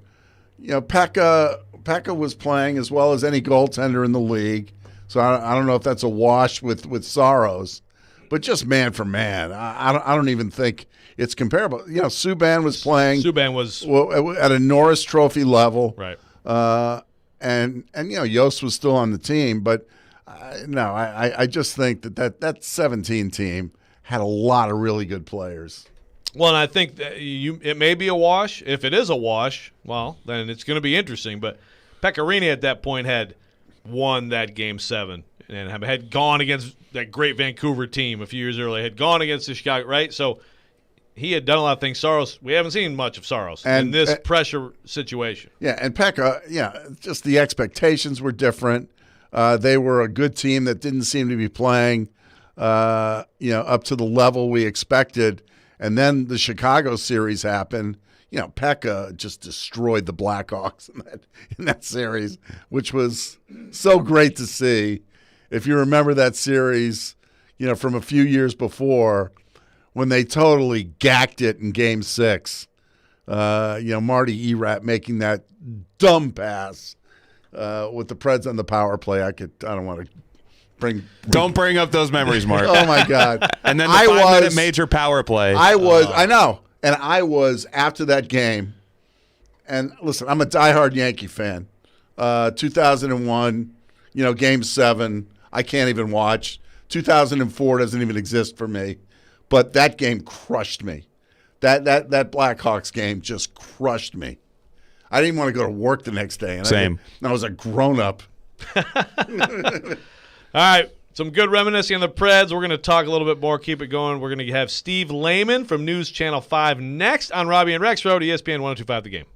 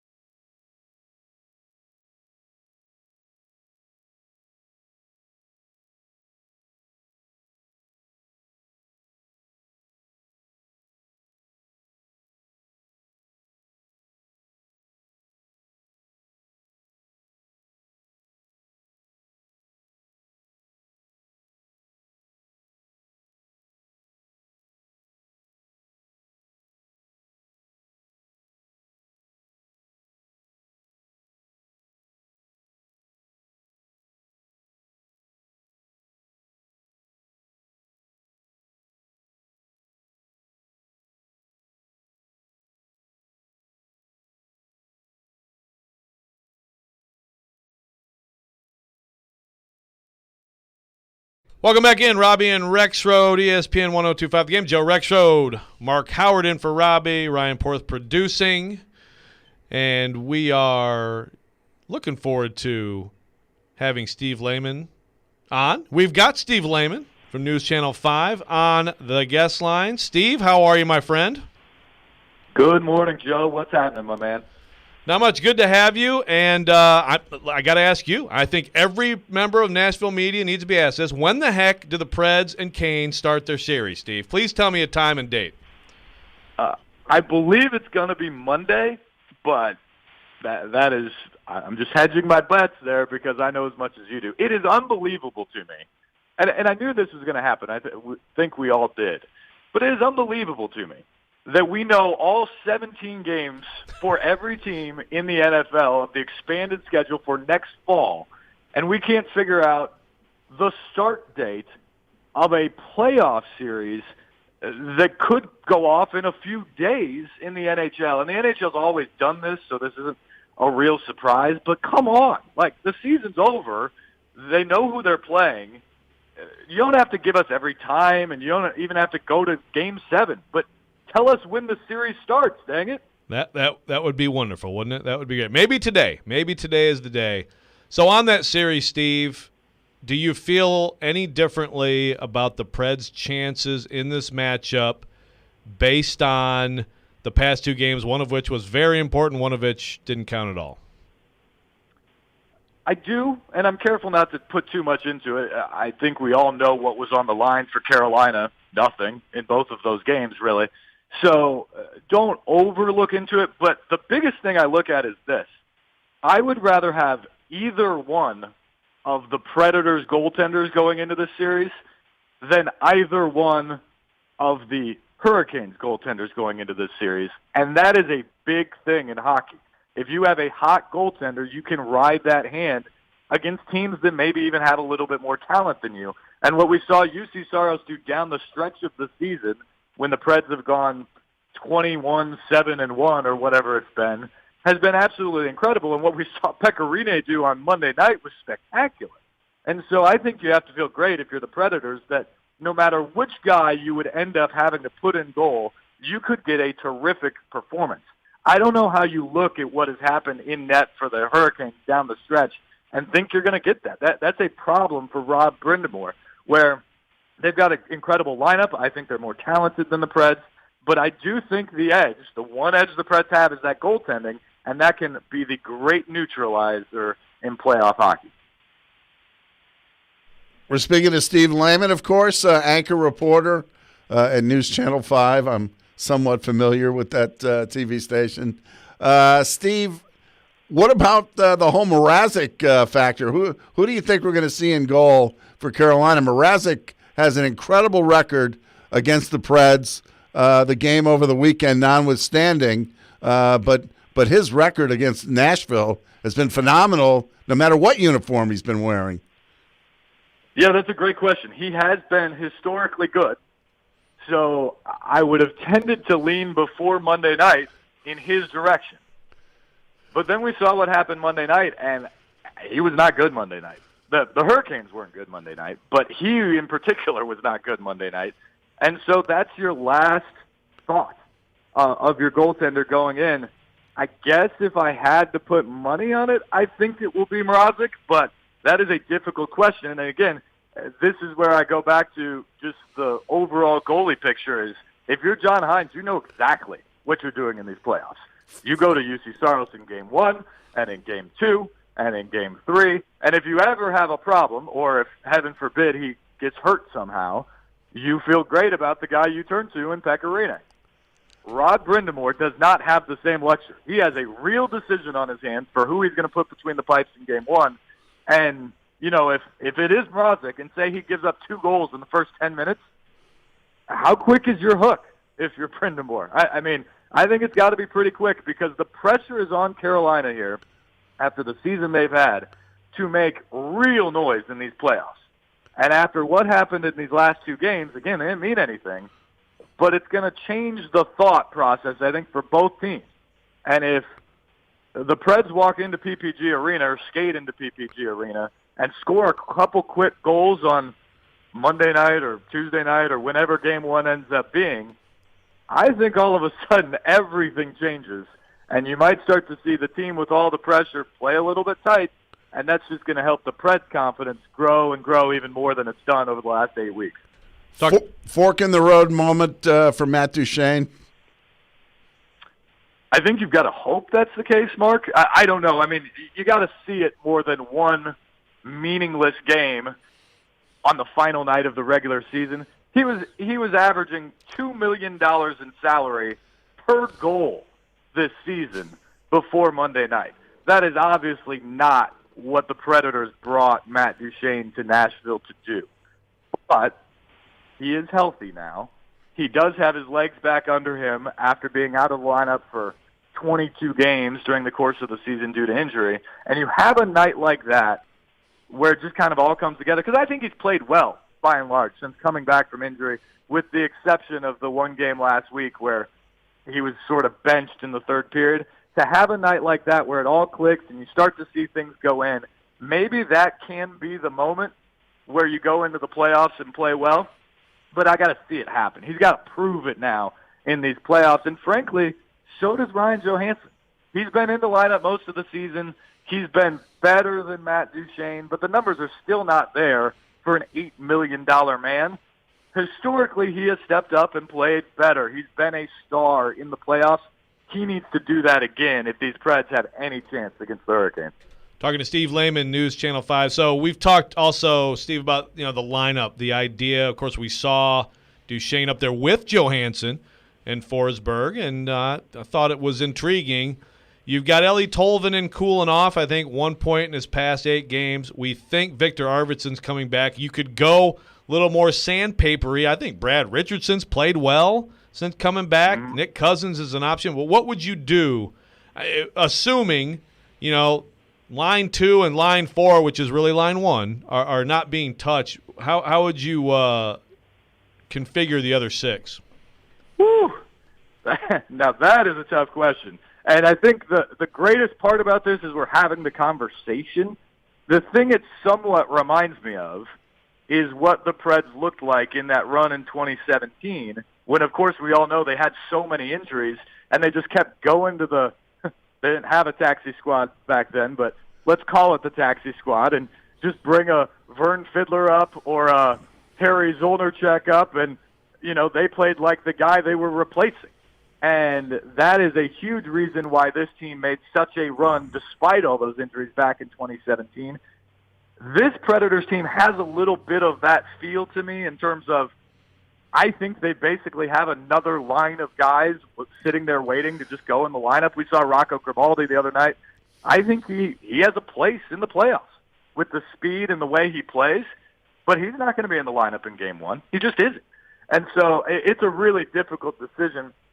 I would say this. I would be tempted to go with Duchene up there with Forsberg and Johansson on the quote-unquote number 1 line to start, just based off of the way they played together the other night. I mean, both Duchene and Johansson played very well, and Forsberg had his chances. I would be tempted to roll that line out there and see if they can all together dominate in the same fashion they did on Monday night.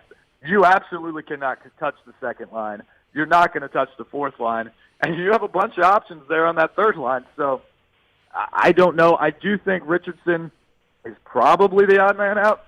But I agree. He's played well. So if he's in the lineup, I won't be surprised. If they don't win this series, does that constitute a failure for this season for them?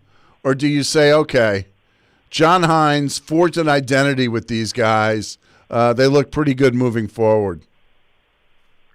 It's a weird question, Mark, in the sense that I think the answer is actually going to come next year. Can they build off of whatever happens here? Unless they go on and win the cup this spring, then you're going to have your answer. But if they would lose this series, and let's face it, everybody probably outside of Nashville thinks they're going to lose this series because the Hurricanes have been one of the best teams in hockey all winter and all spring long. But I think initially my thought is this has been a success because when you go from 10 points out of the playoffs with no shot to get there to in, and the way they did it, playing like one of the best teams in hockey with an unmistakable identity, I think that's huge for John Hines and the program he's trying to build and the buy-in from the players to think, okay, we can do what he's asking us and we can have a great level of success. I think that is huge moving forward. And remember, John Hines still has not had an actual training camp with the Predators. He came in midstream last year, had a pause, a month and a half in, then came back after a couple of months and got ready in a hurry to go down or go up and play in the bubble, in the playoff bubble. And then he gets, 6 practices back in January before they jump in to a 56-game season where essentially they had 5 practices all season long because they were playing every other night. Frankly, this week may be their most extended practice time under John Hines. So I think the job he has done is remarkable. I think it's a good sign for the future. I think the fact that these young guys have stepped up and are now such a part of the team in the lineup is a great sign for the future. So I think it points to positive things for the first time in a couple of years about the direction of where the Predators are going. But ultimately, whatever happens in this postseason, again, unless they win the Cup, I think the real answer comes next year. Next year, will they be a contender back in the Central Division where they could fight for the division crown and home ice advantage early on? Because that seems like the direction they're maybe moving back. Or do they take a step back and they struggle to fight to get into the playoffs again next year? I think that's ultimately the answer, because 2 months ago we all thought big moves were coming and major shakeup was coming. They didn't do that. They got to the playoffs. I think that is a success for now, especially if they could win a round or two. But ultimately, we'll find out if this trajectory that they've been on for the last 2 months was a bit of fool's gold or if it's actually a telltale sign for what comes in the future. Great points. Steve Lehman, News Channel 5, has been our guest. Thank you, Steve, and we'll see you at a Preds Kings game, TBD, time and day. Hopefully we find out soon. Hey, Joe, if you find out, please let me know first, okay? Absolutely. Well, I think Vinkin knows. We just have to shake it out of him today, so we may have to pay him a visit. Steve Lehman, News Channel. He knows the regular season schedule for next year. Exactly. He just won't share it. All right. Thanks, Steve. Exactly. And when we come back, Robby and Rex Show, we're going to get into a little bit of Nashville and Major League Baseball. That's Robby and Rex Show at Wholesale Link Studios, powered by RumbleOn.com, ESPN 102.5 The Game.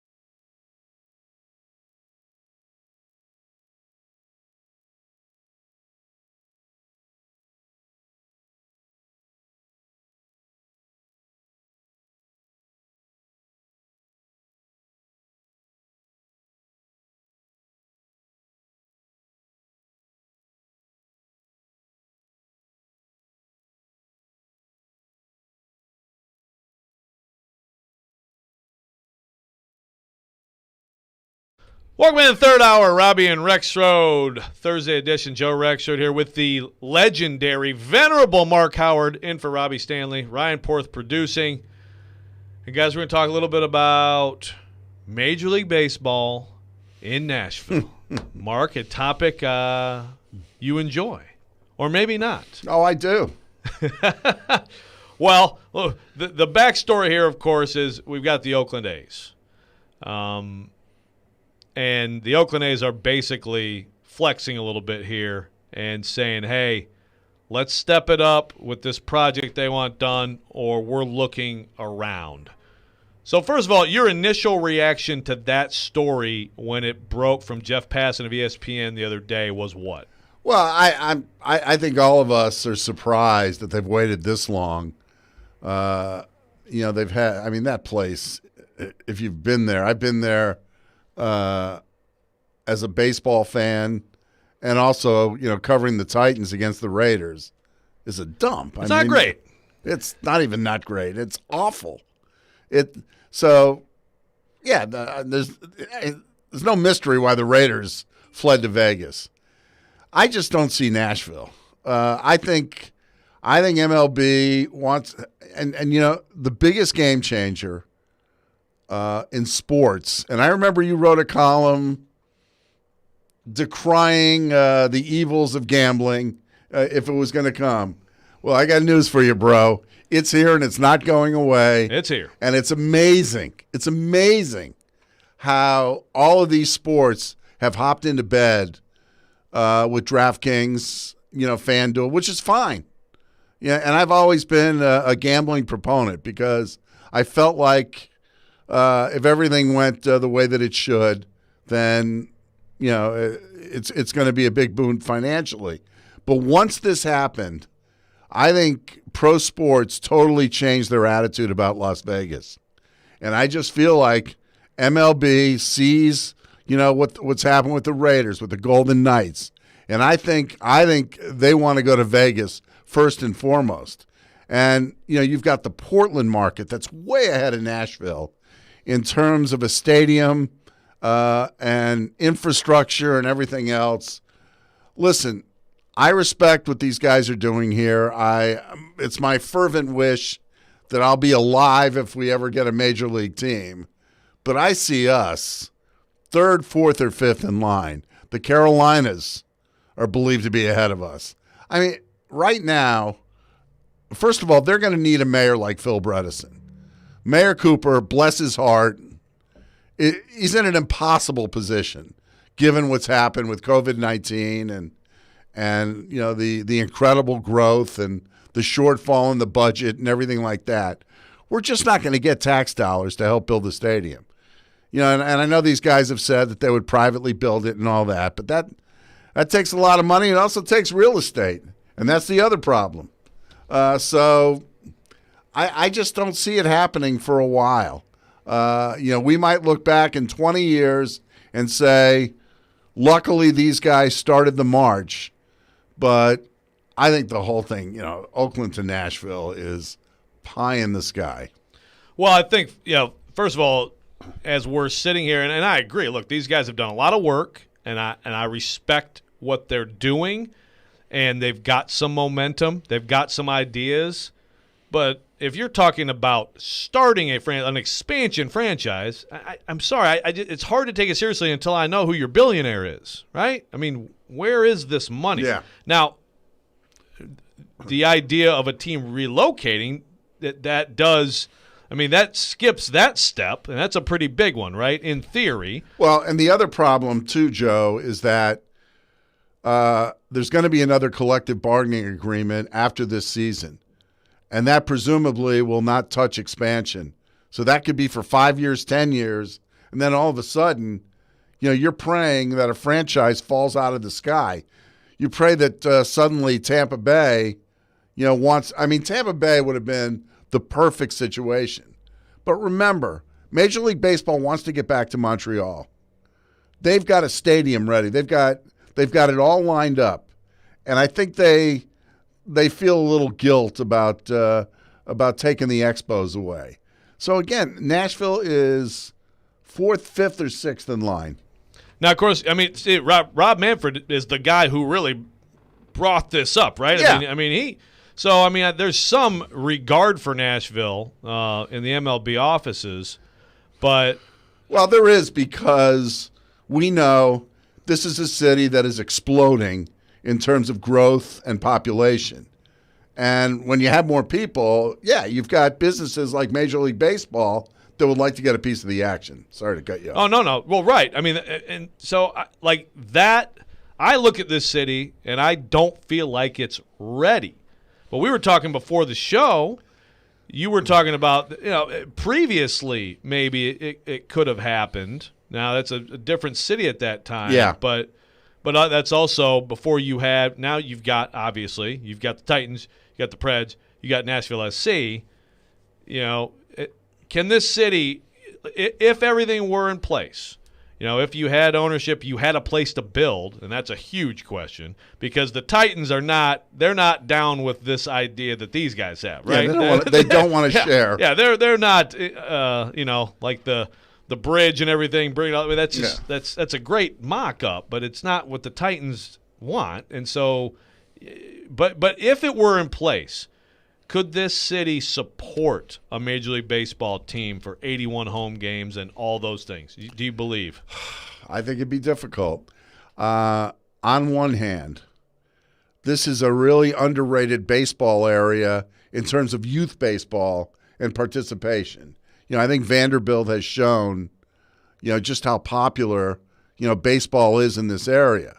But Major League Baseball, I mean, you throw it in with the Titans, the Predators, Nashville SC, and you've got a pretty crowded market. It's why you never hear the NBA talk about coming to Nashville. There were a few years once the Preds got here that you heard rumblings that they were going to build their own arena and all that. But, you're like, oh, yeah, okay, I'll believe that when I see it. And before the Preds got here, we almost had the Spurs. I'm sure you know the history. But as far as baseball is concerned, yeah, Rob Manfred, and understand, he's never going to say never to any city. And I'm sure he'll tell you, the positives and the vicissitudes of Nashville and why it would be a great member, of Major League Baseball. But that, in my mind, it's far off into the future. All right, we're going to continue this discussion. If you want to get in on it, call or text 615-737-1025. We're going to keep talking about Nashville and Major League Baseball. Is it viable at all? Here on Robby and Rexrode, ESPN 1025 The Game.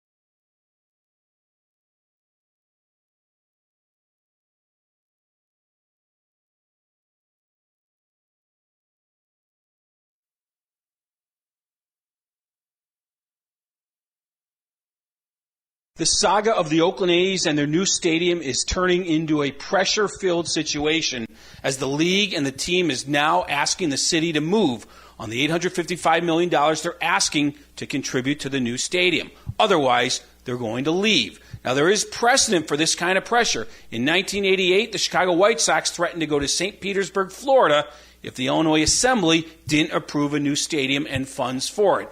That's the same kind of pressure the A's and the league are putting on the city of Oakland and the surrounding area. If they decide to leave, there'll be plenty of cities that are lined up to take the Oakland A's.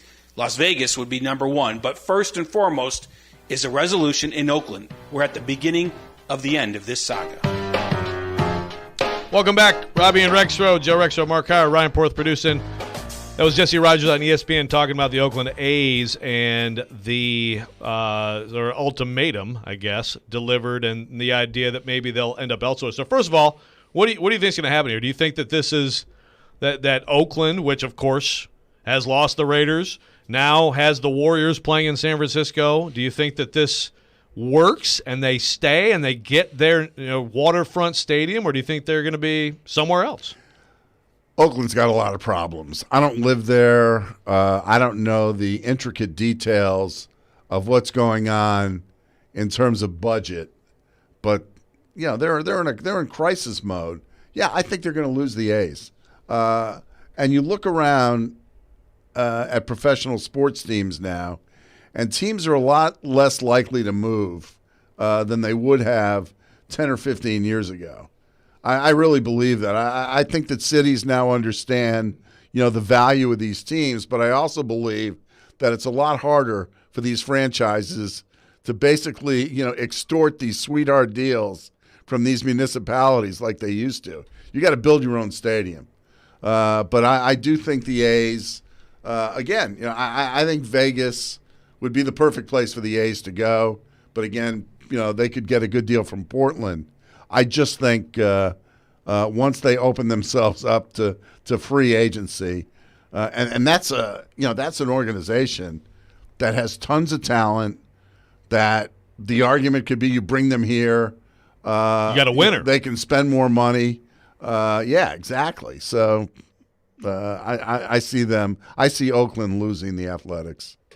Yeah, I mean it's. We were talking off air, and to your point about municipalities and public money, going back in the day when Nashville was transformed and a referendum that passes, right? I mean, I just feel like here in a lot of places it's not. I mean, Atlanta somehow figured it out, right? They just keep building a new football stadium every 20 years, but I feel like it's going to be more and more difficult moving forward to pull those off. And you've got to – I mean, I think what happened with with Nashville SC, that was kind of a new age take on it and a lot easier for people to tolerate, right, frankly. But you got the soccer stadium and the racetrack, and I think eventually that's going to be a happening area. Yes. But in this case, Joe, I agree with you. The other thing I kind of wonder about, I'd love to talk to somebody, who covers, city government, that, politics is so divisive now, even at the local level. You wonder how that's affected, cities that are going after professional franchises, because you've got such a chasm, between the belief systems between two different parties. You wonder if they can come together, for a common cause, such as luring a team to their city. No, that's a great point. Like bipartisan efforts seem. You don't hear that word a lot anymore. And it's like, okay, wait, so someone on that side is for this? Well, then that means I got to be against it, right? Yeah, exactly. No, that's a great point. So let's play the. So first of all, the Tennessean and Mike Organ has done a great job of covering Music City baseball and all of this. And John Lore, Music City Baseball, I guess essentially sort of downplayed the A's specifically here. I mean, I think in this specific situation, it would be quite a shock if it really advanced to anything. But obviously, there's still an effort here. There's still a desire for it to work out one way or another. again, if it's going to work out with an expansion franchise, first of all, you have to have that in the CBA. Second of all, you got to have a billionaire. You got to have money. And then, what about the TV deal? Because you look at what happened with the Washington Nationals. They had to pay dearly. They had to pay through the nose to invade the Orioles territory. And it still cost them a ton of money. They have only minority ownership in their own TV network. The Orioles have majority ownership. So if a team comes here, how do they reconcile with the Reds, with the Braves, right, and even the Cardinals, who consider this partially their territory? Yeah. And believe me, that's a big deal because local TV money, big part of their revenue. Yeah, local TV, money is a huge part of the revenue. No doubt. So on the text line, driven by WilsonCountyHyundai.com, an unnamed texter here, haven't all these celebs come forward and said they support the MLB expansion? Again, Mike Oregon's done a lot of reporting on that. Yes, and that's great, but they're not coming in and saying, I'm gonna put a couple $100 million toward that too. I mean, it's great that Justin Timberlake wants baseball here. Yeah. But what does that mean? I mean, if Justin Timberlake wants to invest, now there's a different story. But as of now, it's mostly it's a PR campaign, you know, largely. Now, we've talked about how the Titans, let's be very clear, they're not in on this idea, on this whole let's share downtown, let's have like some cities have. There's no indication at all that they have interest. If that can't work, first of all, do you believe it has to be downtown at some point?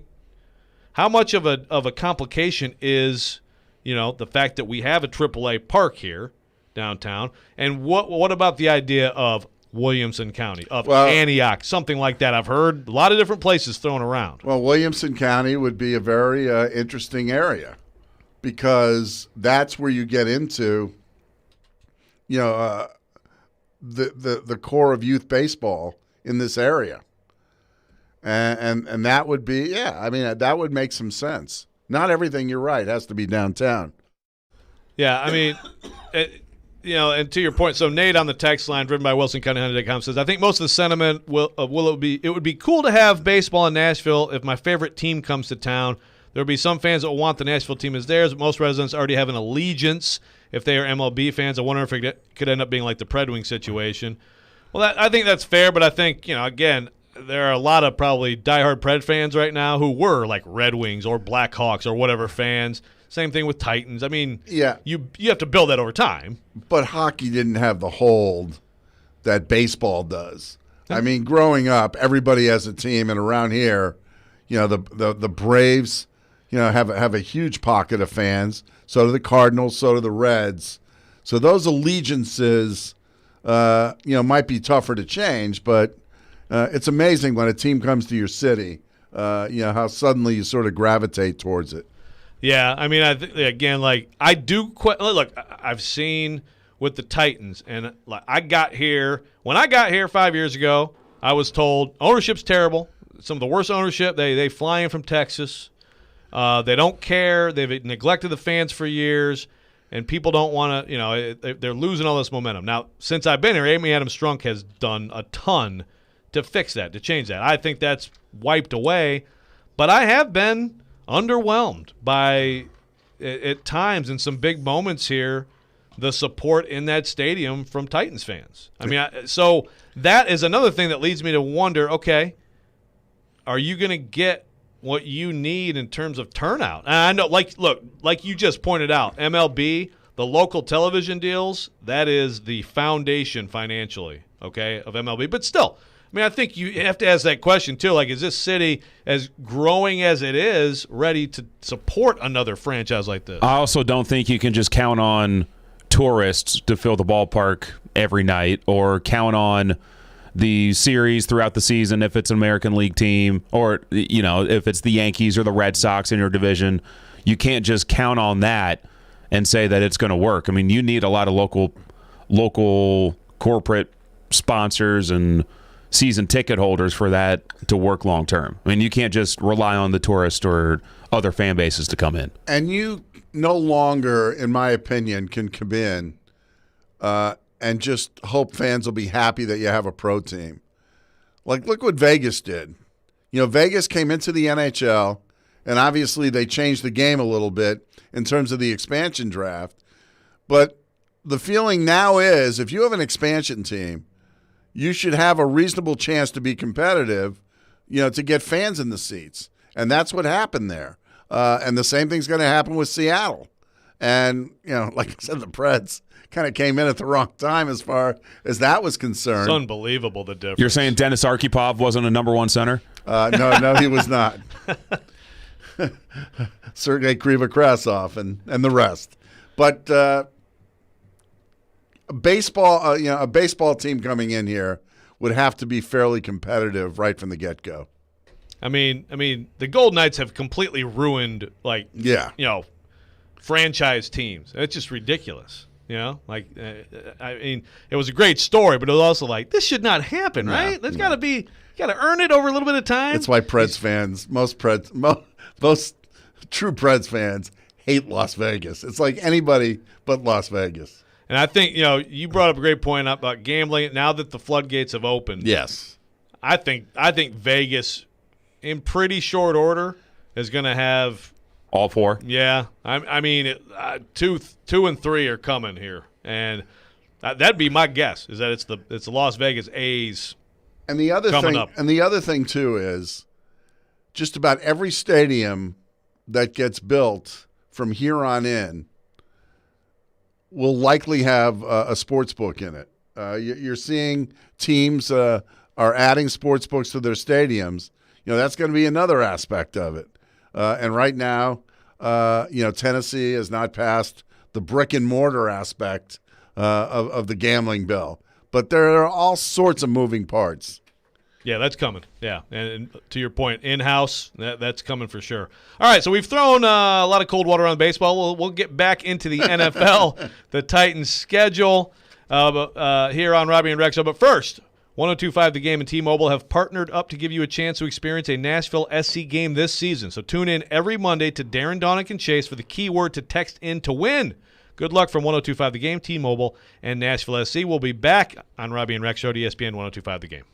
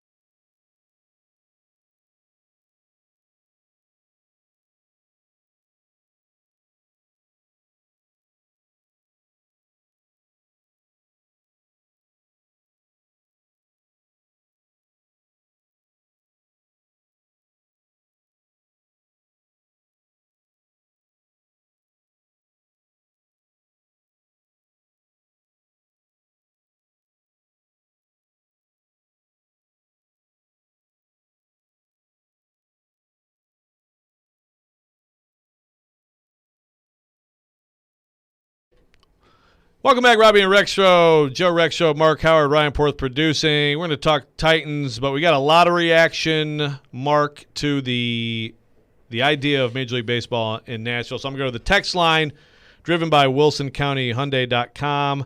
Ty texts in, Lions and Wings fan here. Ty, you gotta get rid of one of those. When we moved in the 90s, it took about 10 years for me to become a diehard Preds and Titans fans. It was quicker for the Titans to do the Super Bowl run. I mean, I think that happens. I think that happens a lot. You can have your old team and embrace and do. Hey, I've got a kid. I took him to a Red Wings Preds game our first year here, and so he would have been about 8 then. He's still like a Lions fan, like I've said earlier. Like somehow, unfortunately, he had one night in that environment, and he's like, you know what? I'm rooting for the Preds in this game.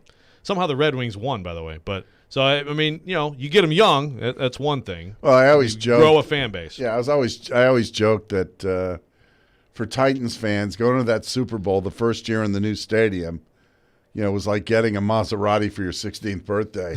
Because after that, it just all goes downhill. Like there's no way it's going to be able to. Yeah. Exactly. Well, I mean, I remember from afar. It was like, okay, that's the best environment. It's like what Seattle is now, right? But what it did to the city. I remember I was in the end zone for the Music City Miracle and all that.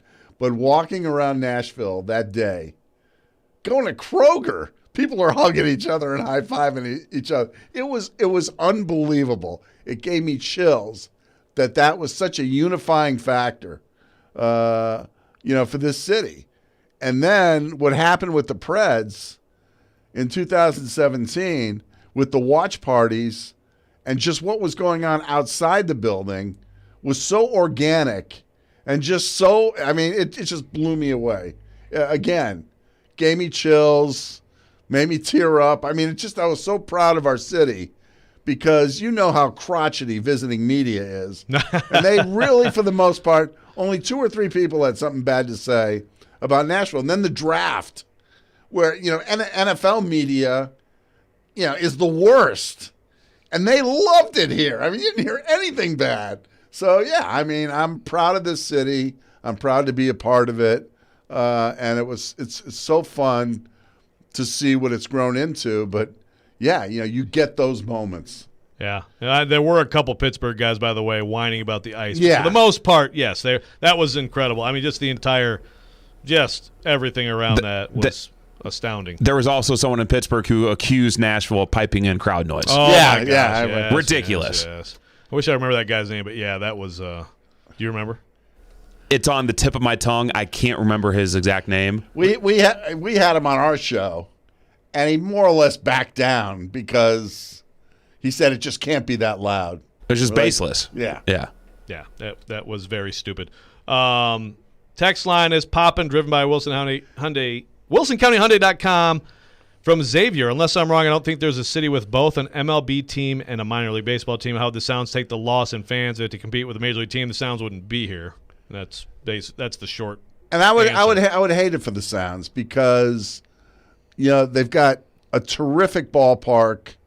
That's become such a neat venue. I got to be at one of the restaurants for our draft coverage, and it's just I worked in that area for 20 years, and I don't even recognize it anymore. It's the job they've done is so incredible. So yeah, I would hate to lose that if Major League Baseball came to town. Yeah, and look, that's a great park. It's a great time. It's a great location, and I look at that and look back and say, man, when the decision was made, what was the discussion? Was there any discussion at all in this city about, MLB's maybe on the horizon at some point? Apparently not, right? Well, Greer Stadium was just had to go. Yeah. And there had been a movement to build a new stadium. They had the plan in place, and it just kept getting delayed and delayed and delayed, and construction costs went up so much, the whole thing collapsed. The point man for the Sounds left town. I've never heard from him since. It was weird.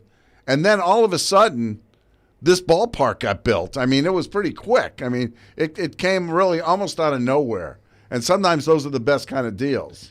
But it's kind of a complication. I mean, look, if things were to all come into play, they would happen, right? But but it's a bit of a complication. The fact that you've invested in this and that would be obviously very tough for the Sounds. On the text line, driven by WilsonCountyHyundai.com, a texter says, I will tell you as someone who grew up in Tampa, when the Rays Stadium was more than 50% full, it was normally a 70-30 split in favor of the opposing team. It's still largely like that. Yeah, well, look, I mean, that's a franchise, as you mentioned earlier, Mark, that it could be of interest.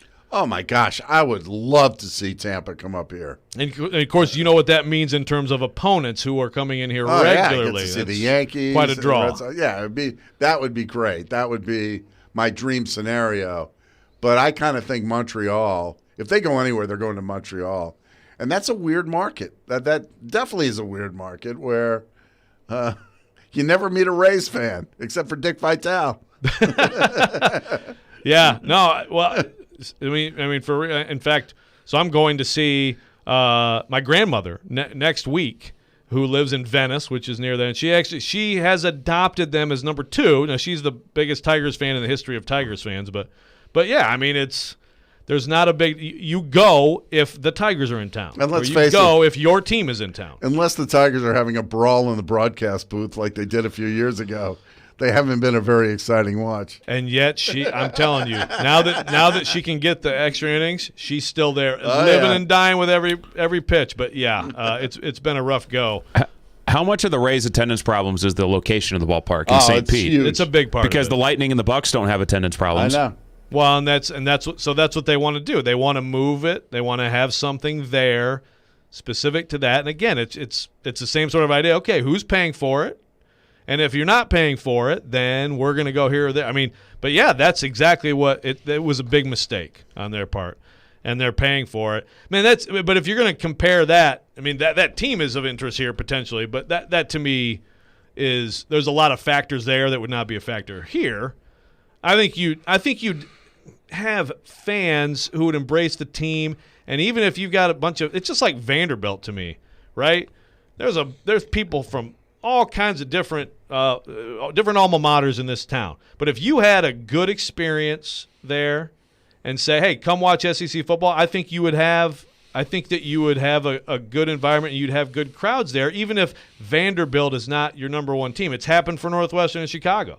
Now, a lot of times it's Wisconsin fans are 80-20 when the Badgers come in, and so it's not great for the home team. But I think that there's enough people that can make it your number 2 team to give to financially support a team. Yeah, I mean they've done a terrible job of marketing that program. I mean, just horrible, and no imagination, no nothing. It was James Franklin's biggest frustration when he was here that they couldn't fill Vanderbilt Stadium up enough. They did a few times, but again, a lot of it was the visiting team. Right. Now, I was there at Vanderbilt Alabama baseball game because obviously the attendance has gone up last week. Great crowd, as much as you could have in Hawkins Field. It's fantastic. It's a great option. Joe, when I first moved here, Memorial Gym was sold out every night. Yeah. With Vanderbilt fans. Now the joke has always been, every time you read the obits, it's a Vanderbilt fan who's died. I mean, I used to say that pretty much the front 5 rows was AARP members. I mean, that's just the way it was. A mature crowd. Yeah, it was. Well, I've been in that place a couple times when it was full, and not just with Kentucky fans. It was like the cast from Cocoon. Wilford Brimley breakdancing. Porth? No.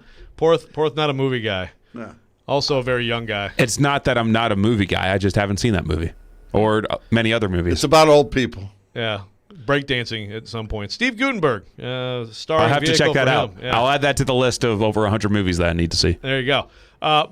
Listen, I agree. Like Memorial Gym, I love the place. I've seen it a couple times, like with the Tennessee game a couple years ago. Now, that was half and half, but still, that was fantastic. If Vanderbilt Stadium can come up to a certain point of respectability, how much do you think that turns Vanderbilt football into just another entertainment option, even just for the casual person in this town? I think with as many people that are moving into town, I agree with you, Joe. Who wouldn't want to see an SEC football game at a reasonable price? And I'll say this. I haven't agreed with everything that Candace Story has done, but I think she's made the necessary moves. She was a little slow on the trigger with her women's basketball coach, but she got that done. Like who she brought in, Clark Lee, good hire, and all that. But the marketing aspect of their athletics programs, to me, is vital.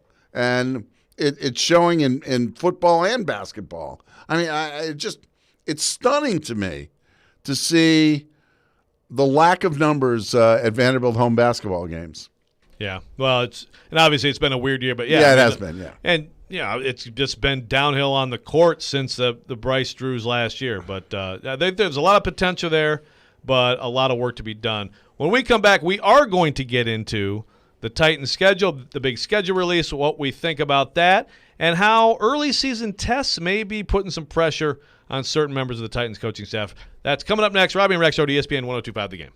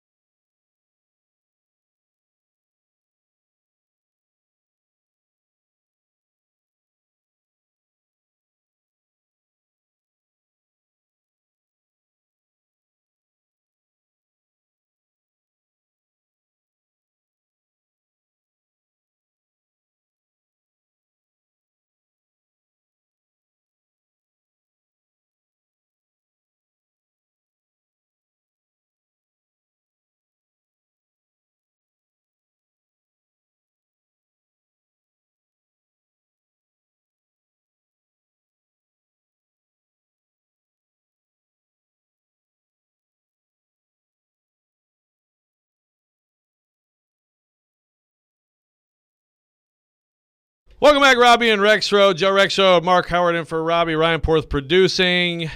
Talking a little bit of Titans schedule. What a massive day in sports history. The NFL released its schedule. But hey, at least the NFL can put out a schedule, unlike the NHL. Do we have a schedule yet? Do we have a team? Do we have anything? I think the Titans and Cardinals are going to kick off before we get a playoff schedule. Yeah, that sounds about right. So looking at that schedule, Mark, one thing that strikes me about the early, let's say the first half, let's say through November 7th, which is the game out in Los Angeles, Sunday Night Football. This defense is a big part of the story. Bud Dupree coming in, Danico Autry coming in, Caleb Farley, other draft picks, a lot of guys out. Shane Bowen officially the DC. I mean, if this defense is transformed, is seriously retooled, is seriously improved, you've got Kyler Murray and Russell Wilson, and you've got Josh Allen and Patrick Mahomes and Matthew Stafford. And, let's throw a couple Colts games in there as well that are huge games. We're going to know. We're going to know quickly, right? I mean, there's no easing in with, like, Jameis Winston and the Saints. That's not till later. The Texans, 2 games aren't until the back half of the schedule. You do get a Jags game, but, gosh, Trevor Lawrence seems like he might be okay at football. How much are we going to learn? How much pressure is there on Bowen, Vrabel, and this whole defense to be ready right away? They can't believe that they can get away with what they did last year and still win 11 games. Maybe they can, but that was a neat parlor trick to have that few sacks. And it just shows you. For 2 straight years, the Titans have sort of been statistical flukes.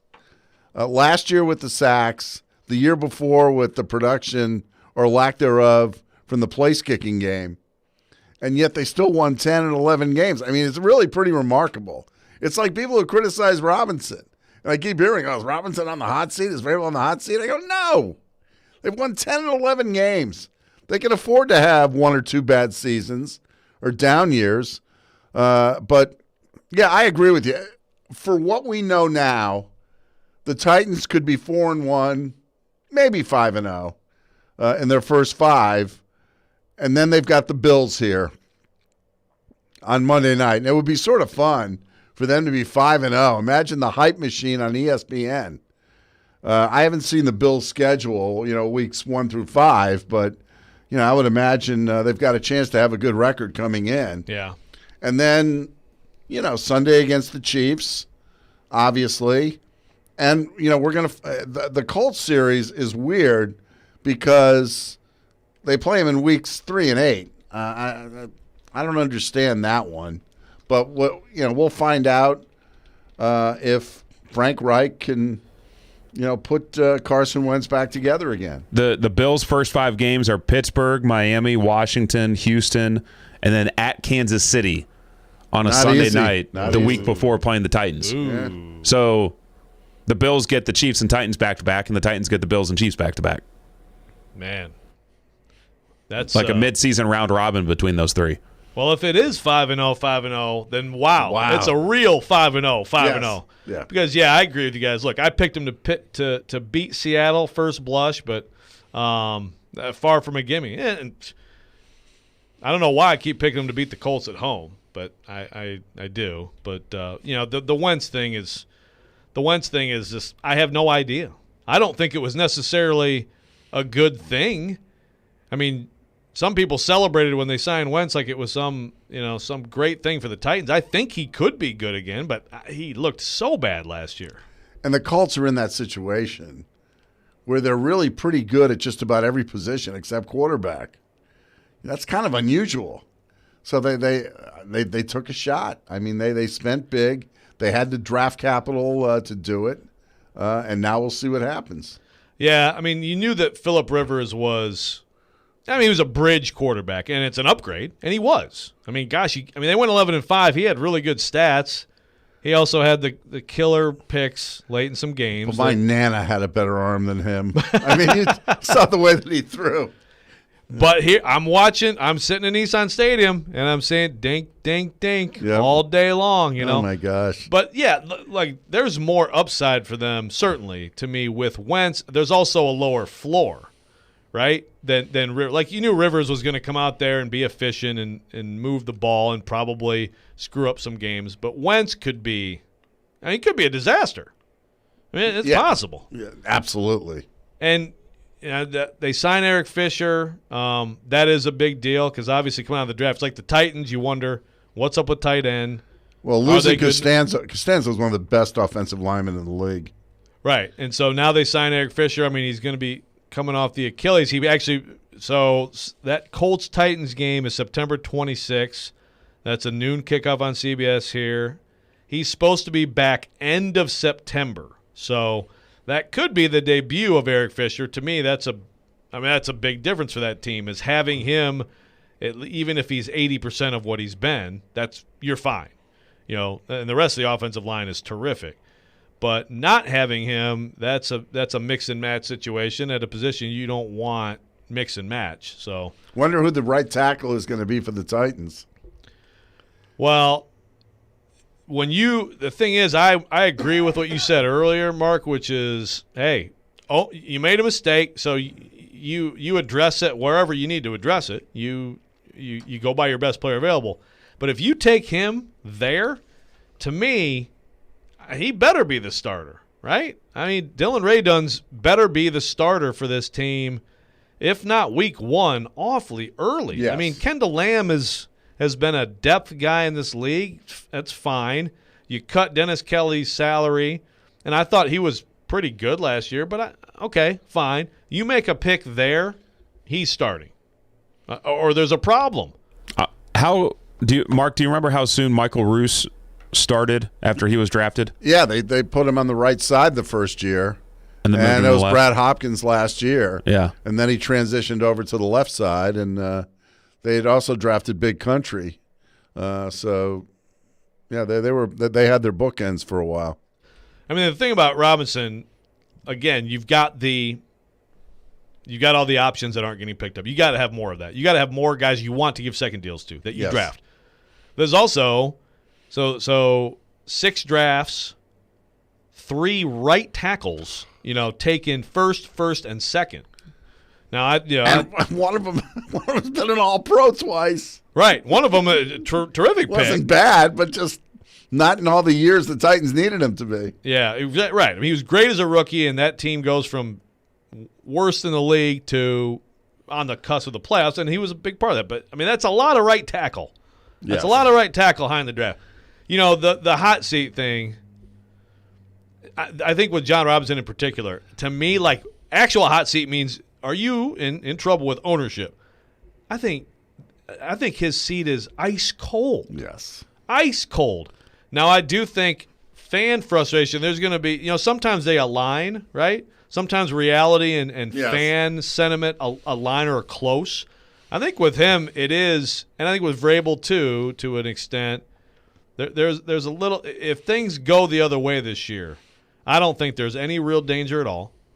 In terms of job security. Oh, yeah. But I find Titans fans to be pretty frustrated right now, which is interesting. You're 11-5, but I think what it is partially, Mark, is like you just said, how did you win 11 games with that defense? It was so hard to watch, and you did, and Isaiah Wilson and some of these choices that have led to this. Now, I always thought it was interesting the way you would – term the Titans last year. And that is a team with a 13-3 offense and a 6-10 defense or something close to that, right? Which is really true. So does that open them up to more criticism, or does Vrabel get credit, for somehow, getting them to the finish line with 11 wins with a pretty mediocre defense?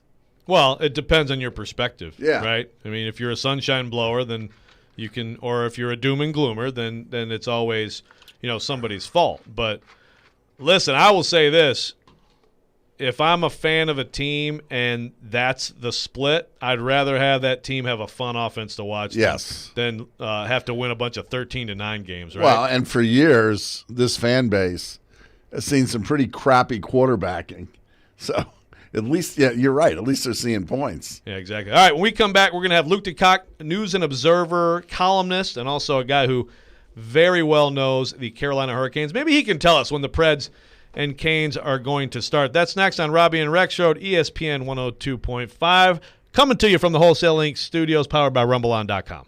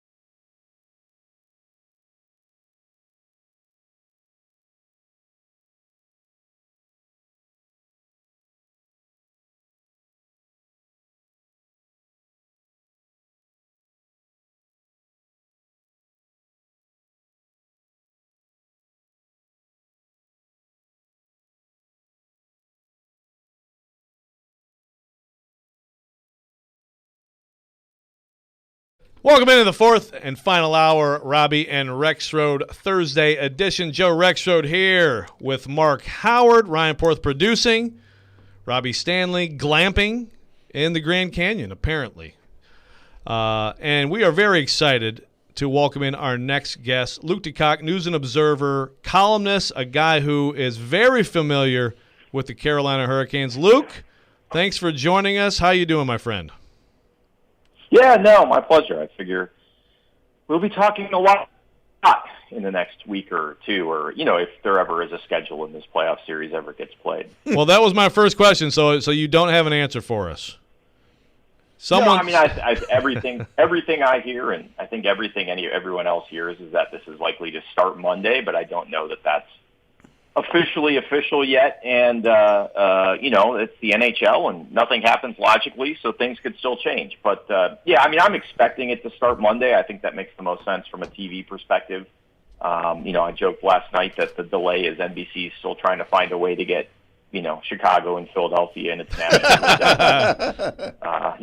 struggling to come up with a schedule without them. Maybe the Red Wings too. So I'm expecting Monday, but I also have learned not to take anything for granted. So when it does start, Luke, what is the capacity, attendance situation there? What's it going to be? Is it changing at all? Has it changed recently?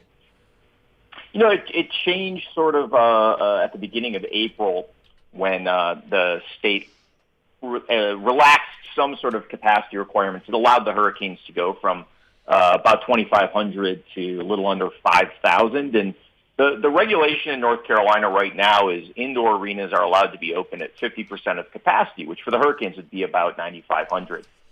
But because of sort of other regulations, in this case, kind of some of the social distancing mandates in those same regulations, the spirit of the law is 50%. The letter of the law actually has kept them around 4,500.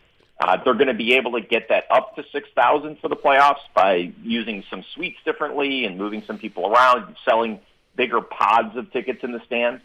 But it still is going to be, half as many as Nashville is expecting to have. And, does that matter? I don't know. In a playoff series, it feels like every little thing matters. Certainly, Rod Brindamore, was asked about it yesterday and wasn't happy.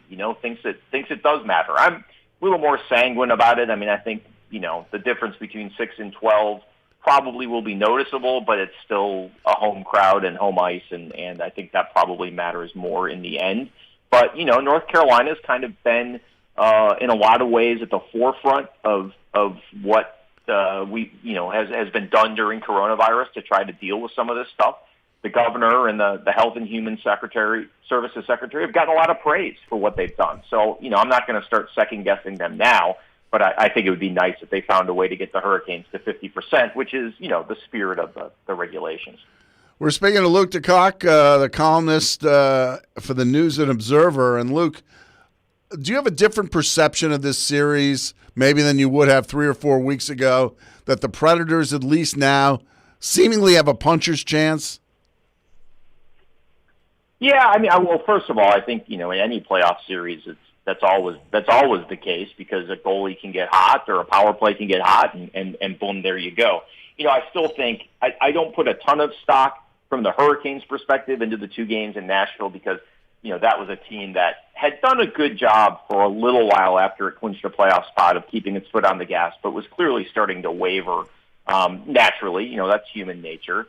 And certainly the last game, that was a half of an AHL roster that was out there. I think it was probably a good experience for the Predators just to have, the physical experience of winning a game. I mean, I don't think you want to go into any series 0-8 against the team you're playing. But, I look back 2 years ago, the Hurricanes had no success against the Capitals in the regular season and beat them in 7 games.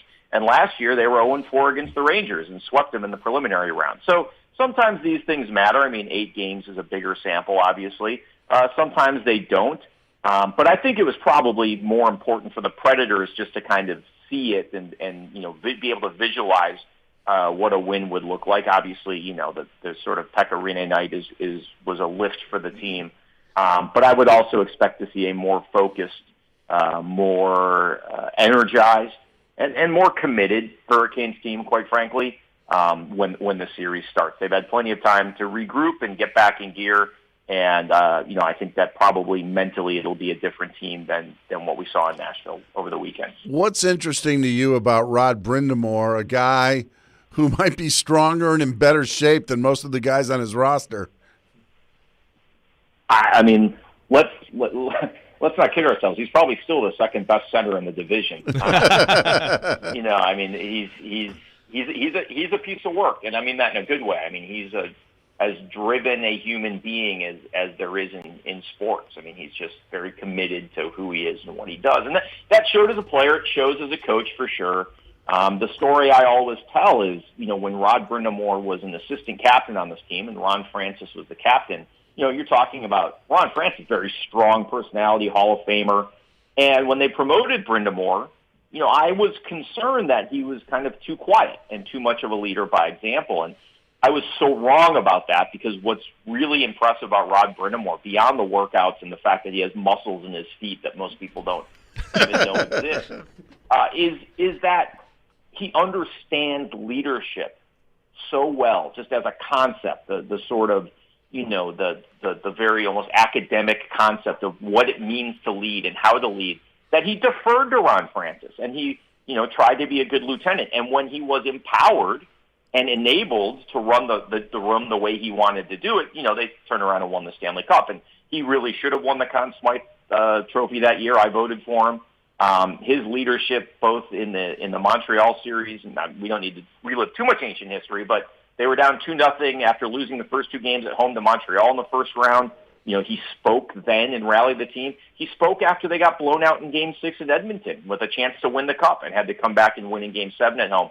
He just had an unbelievable feel as a captain for what the team needed, what each individual player needed. And he 100% transitioned into that as a coach. Just an unbelievable motivator, leader.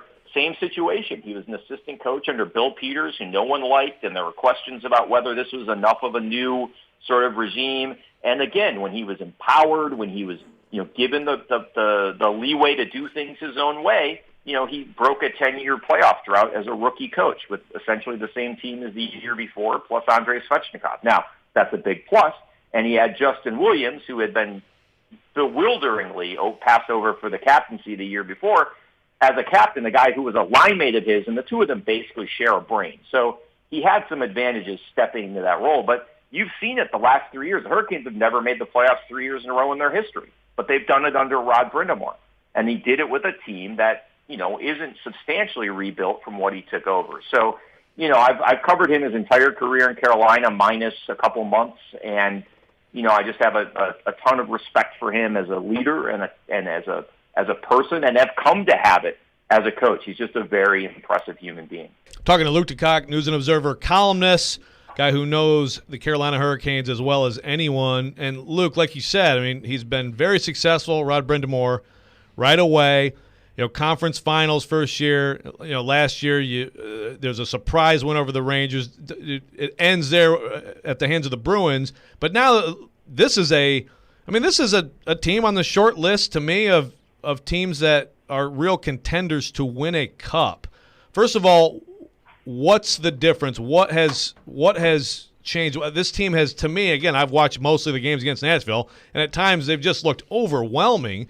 But also, is there any sort of psychological, concern about being a favorite now? How do you think these guys can handle that?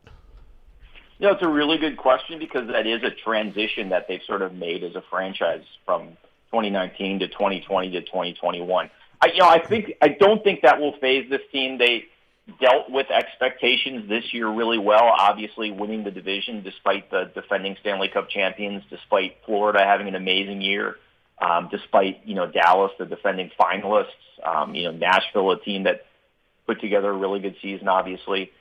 There wasn't any of that. And if you go back to last year, the preliminary series against the Rangers, when they were heavily favored despite not beating the Rangers in the regular season, and they absolutely stepped on the Rangers throughout from the beginning and gave them absolutely no oxygen.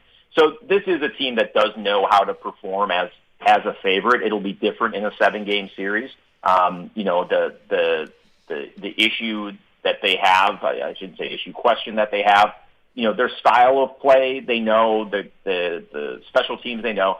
They've got to figure out the goaltending situation. It's not necessarily a weakness. It's just they have options. There isn't a clear number one option.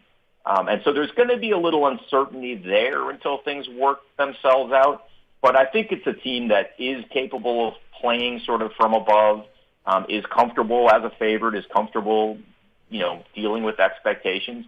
Where the Hurricanes have struggled in the playoffs, and it's been the Bruins both times, is when things get really physical, can they match sort of the nastiness and physical edge that a team like the Bruins can bring? And the Rangers couldn't, and the Islanders couldn't 2 years ago. And the Capitals could, and they dealt with it, and it went down to 7 games. So, that's a question when you look at the last 2 games in Nashville. The Predators obviously, trying to send some kind of a message, and certainly did on the scoreboard. If this series gets bogged down like that, players start getting hurt and whatnot, how will the Hurricanes respond to that? I think that and the goaltending are the 2 biggest questions. But in terms of the way they want to play, what they do, they know what they do well. They have a lot of confidence that way. They have a couple different lines that can score. They've got a great checking line, and they've got really a top 4 on defense that's as good as anybody in the league. So they don't really worry about matchup issues. A lot of the things that you normally talk about going into a playoff series just, aren't really concerns for them. Luke, what about owner Thomas Dundon, who came in, cleaning out the radio pairing, Chuck Caton, who had been there forever, going back to their Whalers days, and looking like a guy that wanted to do it on the cheap, but that hasn't necessarily been the case, has it? No, I think the key to understanding Tom Dundon, who is a different breed of cat, is he'll spend money where he thinks it will help them win. I mean, they went from being one of the lowest payroll teams in the league under Peter Karmanos, the old owner who moved the team here, to being a cap team. They've traded cap space for first-round picks, which is the case in the Patrick Marleau deal. So, that's a couple $1 million there that you spend to basically buy a first-round pick. So they've spent money on the team. But, the broadcast booth, it's not just Chuck Caton, the radio guy, who obviously is the longtime president of the Broadcasters Association and the Hall of Fame, the whole deal. Last year it was John Forsland, the television guy, future Hall of Famer, a guy who does, really the number 2 guy for NBC, probably would have done had a chance to do the finals with DOCCON. So, this is a decisions that were not necessarily popular with the fans, and in some cases hard to understand. In some cases not, but when you look at the team on the ice in terms of re-signing players, in terms of the draft and things like that, they've spent to the cap, and the big issue they have now, they've got a Svechnikov contract, they've got Dougie Hamilton's an unrestricted free agent, and Rod Brind'Amour's and his whole staff are unrestricted free agents. The Svechnikov and Brind'Amour will get done. There's some negotiating there. But this is a case where Dundon had the cheapest coach in the NHL, or one of the 2 or 3 cheapest coaches in the NHL, and he's going to have to pay him up to the median because there's 4 or 5 teams that would jump on the chance to hire Rod Brind'Amour, so he's going to get $1.82 million, and Dundon's going to have to bite the bullet on that because that is something that contributes to this team winning. Luke DeCock, News and Observer columnist, has been our guest. Luke, thank you so much. Great stuff. Looking forward to the series, and DM me when you get the time and day today, will you? Yeah, I'll let you know if we ever do. Yeah, thanks, guys. Appreciate it. Luke DeCock, News and Observer columnist. Great stuff on the Canes. And we come back, we're going to talk about other 4 seeds along with the Preds who have chances to pull upsets in the Stanley Cup playoffs. Where do the Preds rank in that regard? Coming up next, Robby and Rexrode, ESPN 102.5 The Game.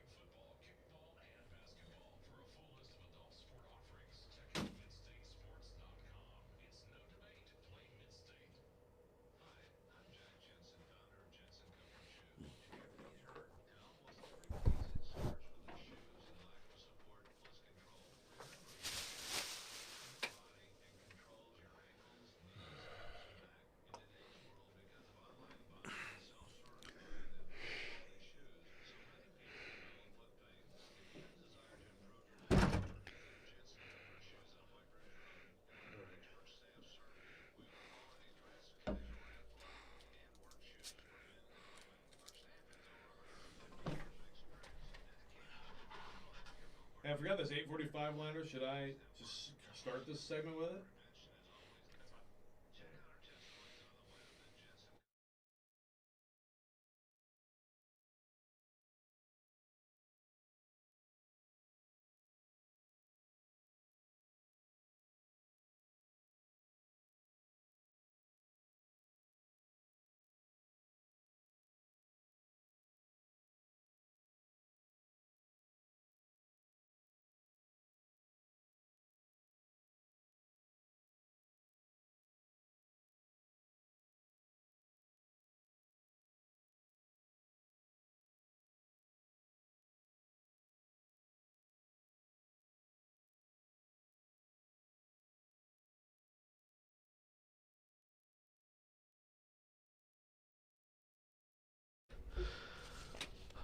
Welcome back, Robby and Rexrode. Listen to the game every weekday for your chance to win $1,000. It's the game's 1K payday presented by Kentucky Kingdom and Hurricane Bay. Listen for keywords at 9, noon, and 3. When you hear it, go to thegamenashville.com and enter the keyword for a shot at $1,000. Robby and Rexrode, Joe Rexrode, Mark Howard, Ryan Porth, talking about the NHL playoffs, talking about the Preds. Luke DeCock was very good. Of course, I mean, he covered that as a beat for a long time, so he knows that franchise inside and out. And, if anyone was thinking that, maybe the Hurricanes are wobbly or that the Preds sent some big message, I think it was good for the Preds, Mark, to have the success they had. Obviously, it was good to have success to get into the playoffs. You do need to do that first before you can beat a team in the playoffs. But I think that the Canes are going to be a very motivated, fresh, dangerous-looking team right from the jump, game one, we think Monday. I got to believe Rod Brindamore is kind of happy they lost those last 2 games in Nashville. And, yes, he had partially an AHL roster out there.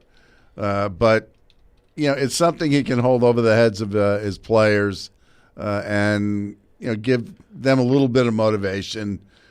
I think if you're realistic, if you're a Preds fan, there's a certain element of fool's gold into what unfolded, Saturday and Monday at Bridgestone Arena. It was great. It was fun. It was nice to see. We laughed. We cried. It became a part of us. But let's be honest here. I don't think that's going to really play a whole lot into the series. Yeah, I mean, I think it's probably honestly like good for both teams. To your point, maybe does it help the Preds more because they just had to get a win at least to see it happen? Yeah, you could make that case, but I agree with you. I think Brindamore is he's going to relish this, and I'm sure some of those practices are going to be interesting. But the goaltender thing that Luke brought up, I mean, it is interesting because Mrazek is a guy I just assumed it'd be him. Just because he's been so good against the Preds, But if you have a night like that, it's a game, a meaningless game. It's you got Tyler Lewington out there for the Preds. You got a bunch of guys you don't know out there for you. Does it matter if you just had one bad night and let in a couple softies? And like should that impact Brindamore's decision? A lot of coaches feel like that motivates you. I mean, I don't know Mrazek's mental makeup. But I guess we'll find out if he's out there in game one.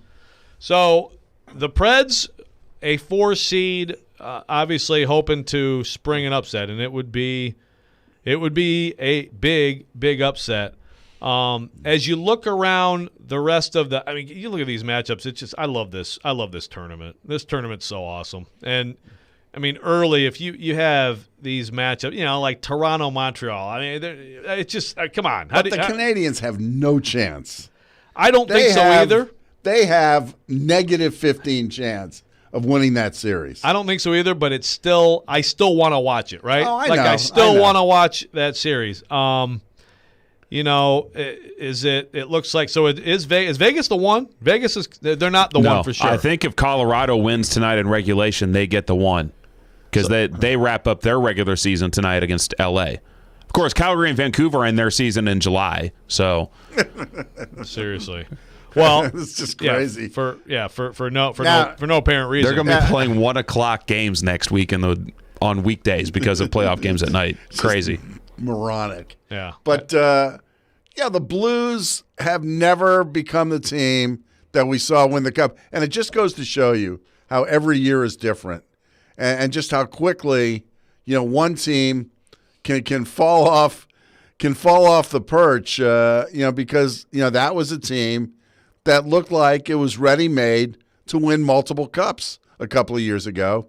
Obviously didn't happen last year. And this year, they're going to be a huge underdog, likely to Colorado, a team that the Preds used to own. Pecorino just had to throw his blocker out there, and it was an automatic win. That's the best number 4, obviously, and I'm not, making some great revelation here, are the Islanders. Oh, yeah. The Islanders have a real chance of winning that first-round series against Pittsburgh. They're really good down the middle, with Barzal, Bailey, and Brock Nelson. And Trotzy has become a good playoff coach.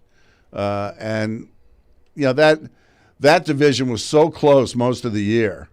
The Islanders were easily the best, in my opinion, the best number 4 seed. I mean, 2 months ago, the Islanders were atop that division with some sort of comfort level, but then once Anders Lee went down, they've kind of slowly gone down from 1 seed to 2 to 3, now to 4.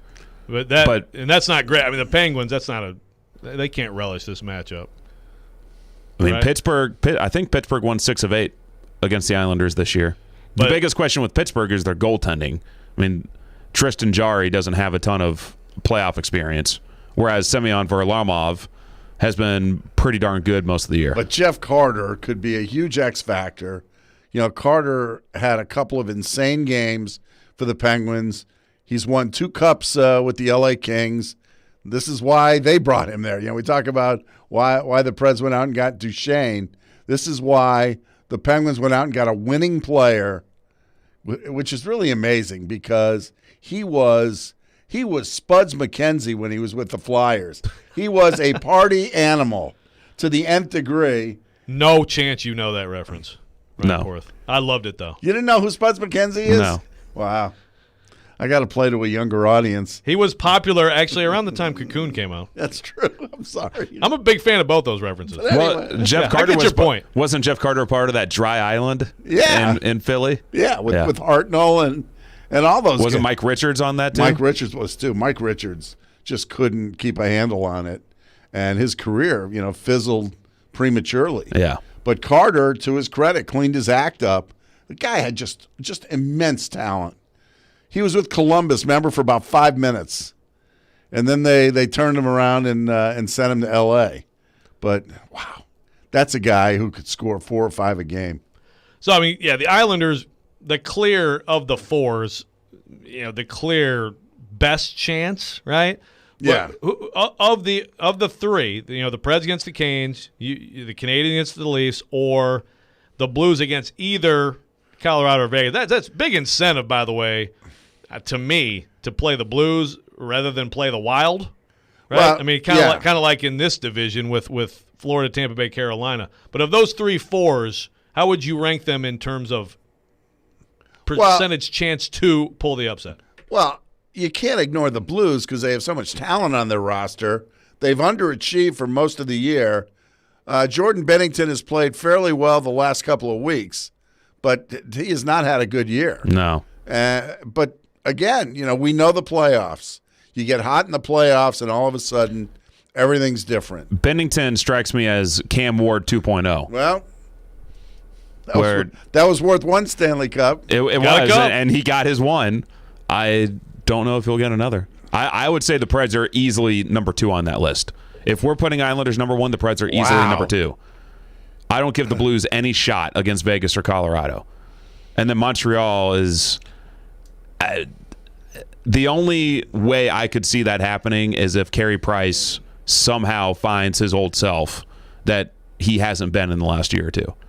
Toronto has so much talent. I know they do, but they also but pee they're down also their pants Toronto. every year in the playoffs. They do. They poo the bed. They definitely do. I mean, maybe at some point they'll be Washington, right? Like they'll have that year finally after year of us talking about that, but they still have to do it to believe it. And talk about pressure. There is immense pressure on that Leafs team to at least make it to the Final Four, if not win the Cup. I mean, that means they're good. Yeah, but I remember they were here a few years. The last time they were here, watching Austin Matthews on the ice and going, "Good God, he is unbelievable, ridiculous." I mean, we all think Forsberg's pretty good, but Austin Matthews, different level. He scored 41 this year. Just unbelievable. And the same thing with Connor McDavid. Don't you think? I mean, and I agree. Austin Matthews it's different when you watch him, but to me, that's even different more, right? When you go from him to McDavid, McDavid's a space alien. McDavid's also a playmaker, but Austin Matthews, his hands are unbelievable. McDavid is Jesus. That's what he is. Connor McJesus. That's what Subban called him. I saw someone on Twitter tweet out this morning that if you cut McDavid's point total in half, he's 15th in the league. That's pretty good. The fact that he reached 100 this year is amazing. The dream scenario is a 7-game series between the Leafs and the Oilers with Matthews versus McDavid. Yep. That would be awesome. Yep. That would be fun. Speaking of fun, Hal Gill coming up next on Robby and Rexrode. We'll have him talking Preds Canes here on ESPN 102.5 The Game.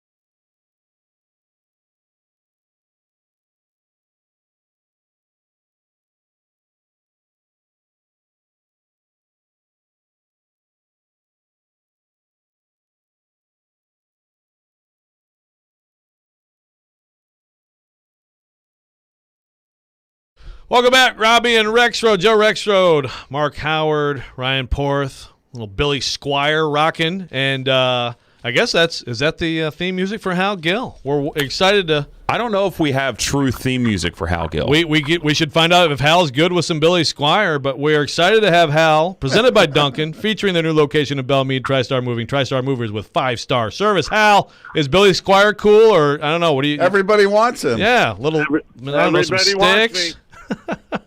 If you kind of went with some, Stroke Me would have been better, but I like the Mickey Avalon version.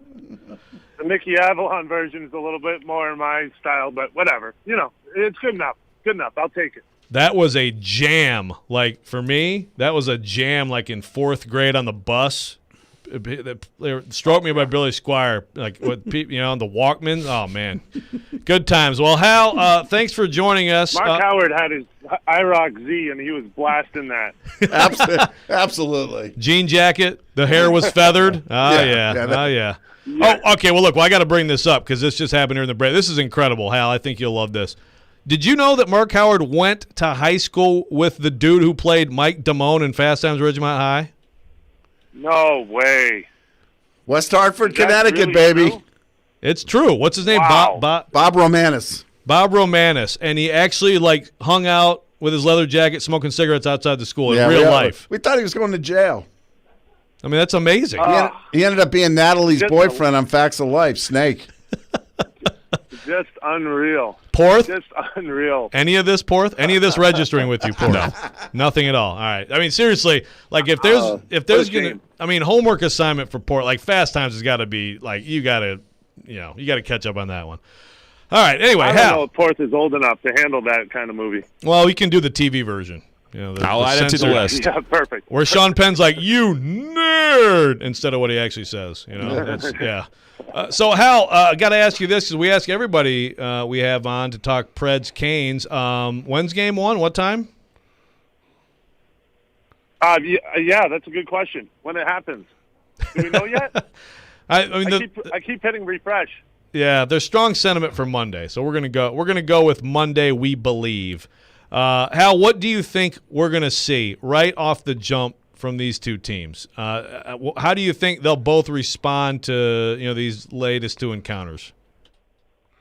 I think both teams are heavily built on the forecheck. So whoever can establish their forecheck first is going to get a big leg up either way. And I say that, and the Canes are great at beating a forecheck, but I think you saw on last Saturday night, when the game did mean something to the Preds, they were able to get on them and get their forecheck going, but they were also able to break out, and they stretched the zone pretty well. So I think the Preds have to be a little bit more optimistic that they can beat that pressure and that they can put their pressure on themselves. So I'm looking, the next game, Monday night, I don't look at that as meaning too much, although the Preds certainly dominated, but I think really you're looking at, can the Canes get their form back where they're saying, okay, we're going to control this game, beating the forecheck and establishing our own. And, another thing that happened Monday, I mean, obviously you're right, Saturday, much bigger deal. Preds had to win it to get in, full lineups for both teams. Matt Duchene did get a couple in on Monday, a guy who obviously you're talking about, 2 of his 6 goals now on the year. Does that matter, Hal? Do you think that's something that can be carried forward, or you just erase that whole game? It's funny. Everything matters, but it's a new season, and so you can say, oh, that was a big step forward, but a lot of times in the playoffs, it's a different beast. And, Duchene has his confidence. Maybe Johansson gets a little more confidence, and that's all. But in the end, you jump out in a playoff game and you get punched in the face right when, the first game of the first series of the playoffs is the most physical by far. Everyone's jacked up, and they've been waiting for this for the whole season, and they're going to go out and it's going to be mayhem. And so to be able to perform in that atmosphere is the real challenge, and that's why I say confidence is great, but you gotta do it when it matters. We're speaking to Hal Gill, of course, Preds radio and TV analyst. Assuming everybody's healthy, do you keep Duchesne on the first line, or do you put Harvey there and balance them out? Well, assuming everyone's healthy, then it's a whole different setup, and I think there's different levels of healthy, and that's the hard part. Is this guy healthy enough to be a beast for our team, or is he, healthy enough to go out and chip in? And do you say, okay, we have an upside with this guy, whereas maybe we don't have the upside, and maybe you're looking for that game breaker. Duchesne could be that game breaker, and I will say, maybe 2 or 3 months ago, I was going to say if the Preds were going to do anything, it was going to have to be because Johansson and Duchesne got their games together at the right time. But now, with this team identity and the way it's gone, I feel like they could ride that fourth line mentality and have success with it because it's worked. So put that in John Hines' court because I don't want to have to answer those questions, and he's going to have to answer those questions, and it's going to be a tough decision. I know he struggles with it. You have these elite players that you need to win games, but you also have these guys that are doing everything you're asking them to do and getting, they're doing it. They're getting the rewards of all their efforts. So it's a tough decision, and I'm anxious to see how this plays out. Explain what's impressed you about the job that Rob Scuderi has done with the Preds defensemen. Well, you look through the whole coaching staff, development included. Everyone, you look at Carrier. I don't know what clicked with him, but he was a different player when he got called up this year. And you look through up and down what the Preds have done. You look at Tanner Jeannot, Matthew Olivier. You have young guys coming in. I think Harper and Benning are as solid as you can get on defense, and they've continued to improve themselves. But then you have these guys like Davies coming in. Ferentz came in. He looked good. The talent that are pushing. Fabro is fighting off that injury and trying to get back up to game shape. So, I think he needs a little time to catch up to speed. And you have Carrier saying, no, I'm right there. I'm up to speed. And how telling was that he sat out that last game and they said, hey, let's give this kid a break because he's going to have to play some playoff hockey. Now, all that being said, the coaches and development team have really worked hard, and we're going to find out. Yeah, talking to Hal Gill, Predators radio analyst. And last thing for you, Hal, you led me into what I was going to ask you, and that is about Fabro in particular. Like you said, he's been banged up. Carrier has just emerged. Like you said, it's very clear here. I mean, your top four. What do you think about Fabro at this point in this lineup, and how do you think that third pairing is going to look Monday or whenever game one is? It's a tough one because Fabro has the offensive upside that you look at Harper, Benning, Goodbranson. Those guys don't have that offensive upside. That being said, this is going to be a heavy physical series. I wouldn't be surprised if they said, "Hey, Dante, you got to keep working and getting ready because we're going to have some big bodies and we need big bodies out there to play against them." But at the same time, it's always tempting for a coach to put a young defenseman that can move the puck and make plays. And you want them part of your lineup because, you got to make those plays in the playoffs.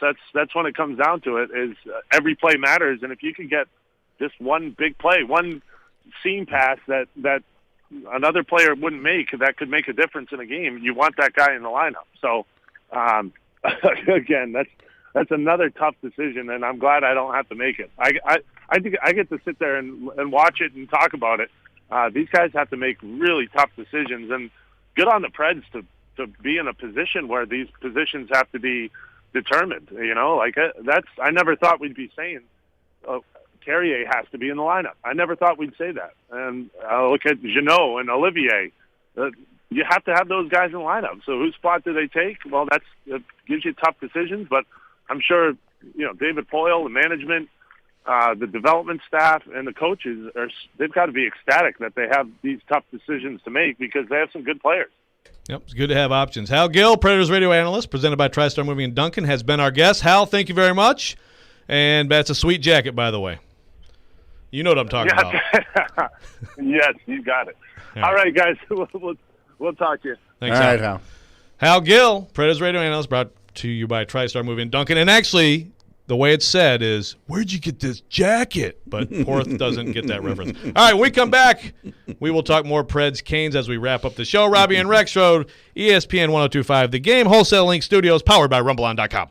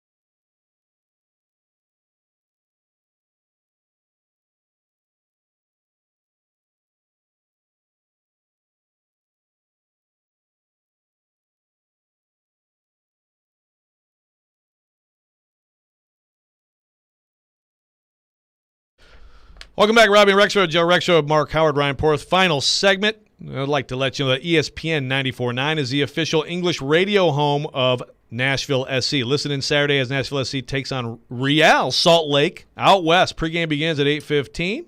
The match starts at 8:30.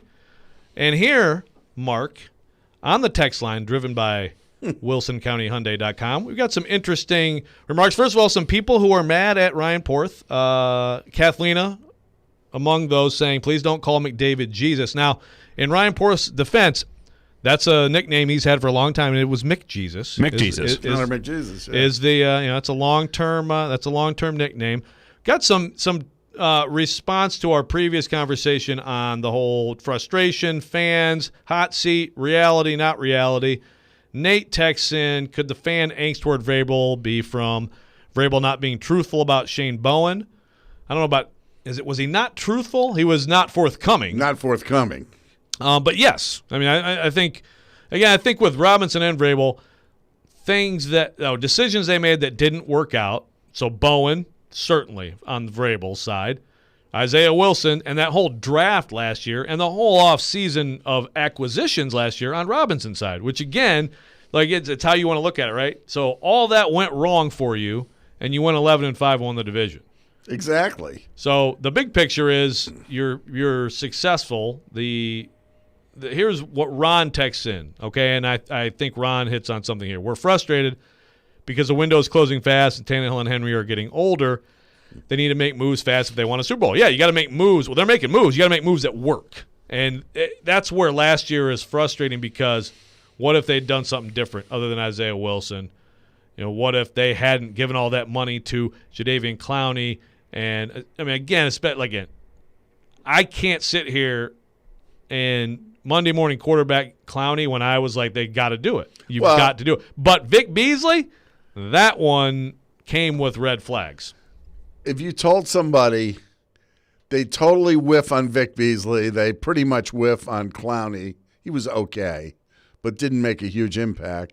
You only have 23 sacks. How many games do you think they won? You have the worst third down defense in the history since the stat has been recorded. And frankly, I would think it's the worst ever because the NFL didn't used to have teams, right? I mean, you stopped running teams. a lot more on third down. I mean, so, and all that, and you go 11-5. So something is going well, but no, I hear people. It's Tannehill, it's Henry. This is the window. Make the move. So John Robinson paid Bud Dupree.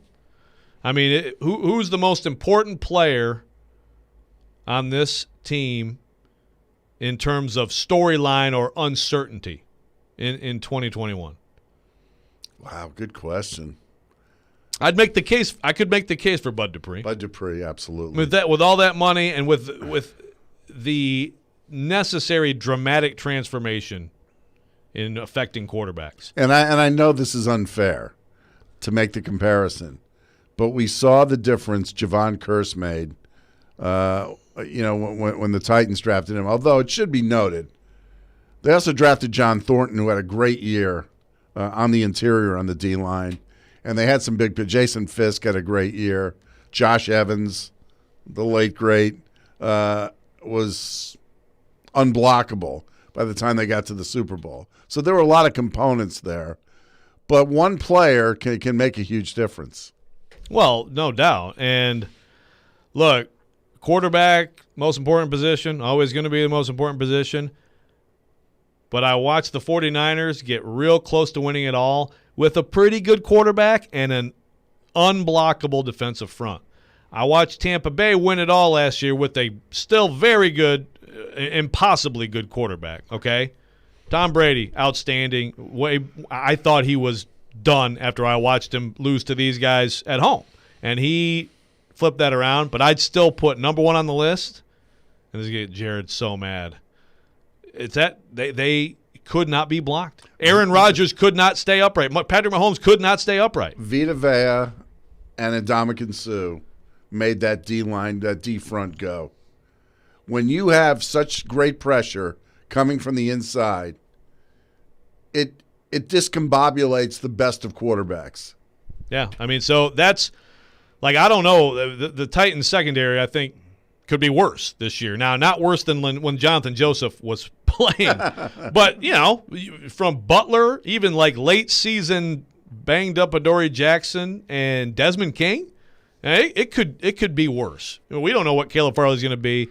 We don't know what Elijah Molden's going to be. We don't know what Christian Fulton's going to be. Janoris Jenkins, fine. They could be worse, but the defense could be significantly better because, and I think Autry is the guy I feel more secure is going to make a difference. I think he and Simmons could be really good, and you could see where it comes together. But Bud Dupree's got to tie it all together, right? He's got to be the guy who. Well, Jeffrey Simmons, I would also say, is a key player. Yes, he's got to.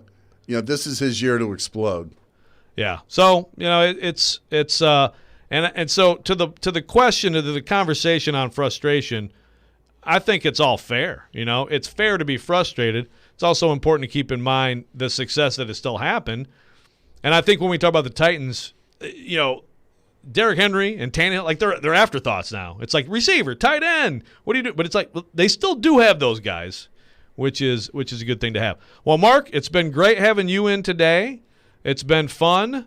Hopefully Robby is enjoying his glamping. But you're coming back tomorrow. I am. So we're going to do this all over again. Scheduled to appear. There we go. So thanks, everyone, for listening. We're going to have a great show tomorrow. At least we have that schedule. Yeah.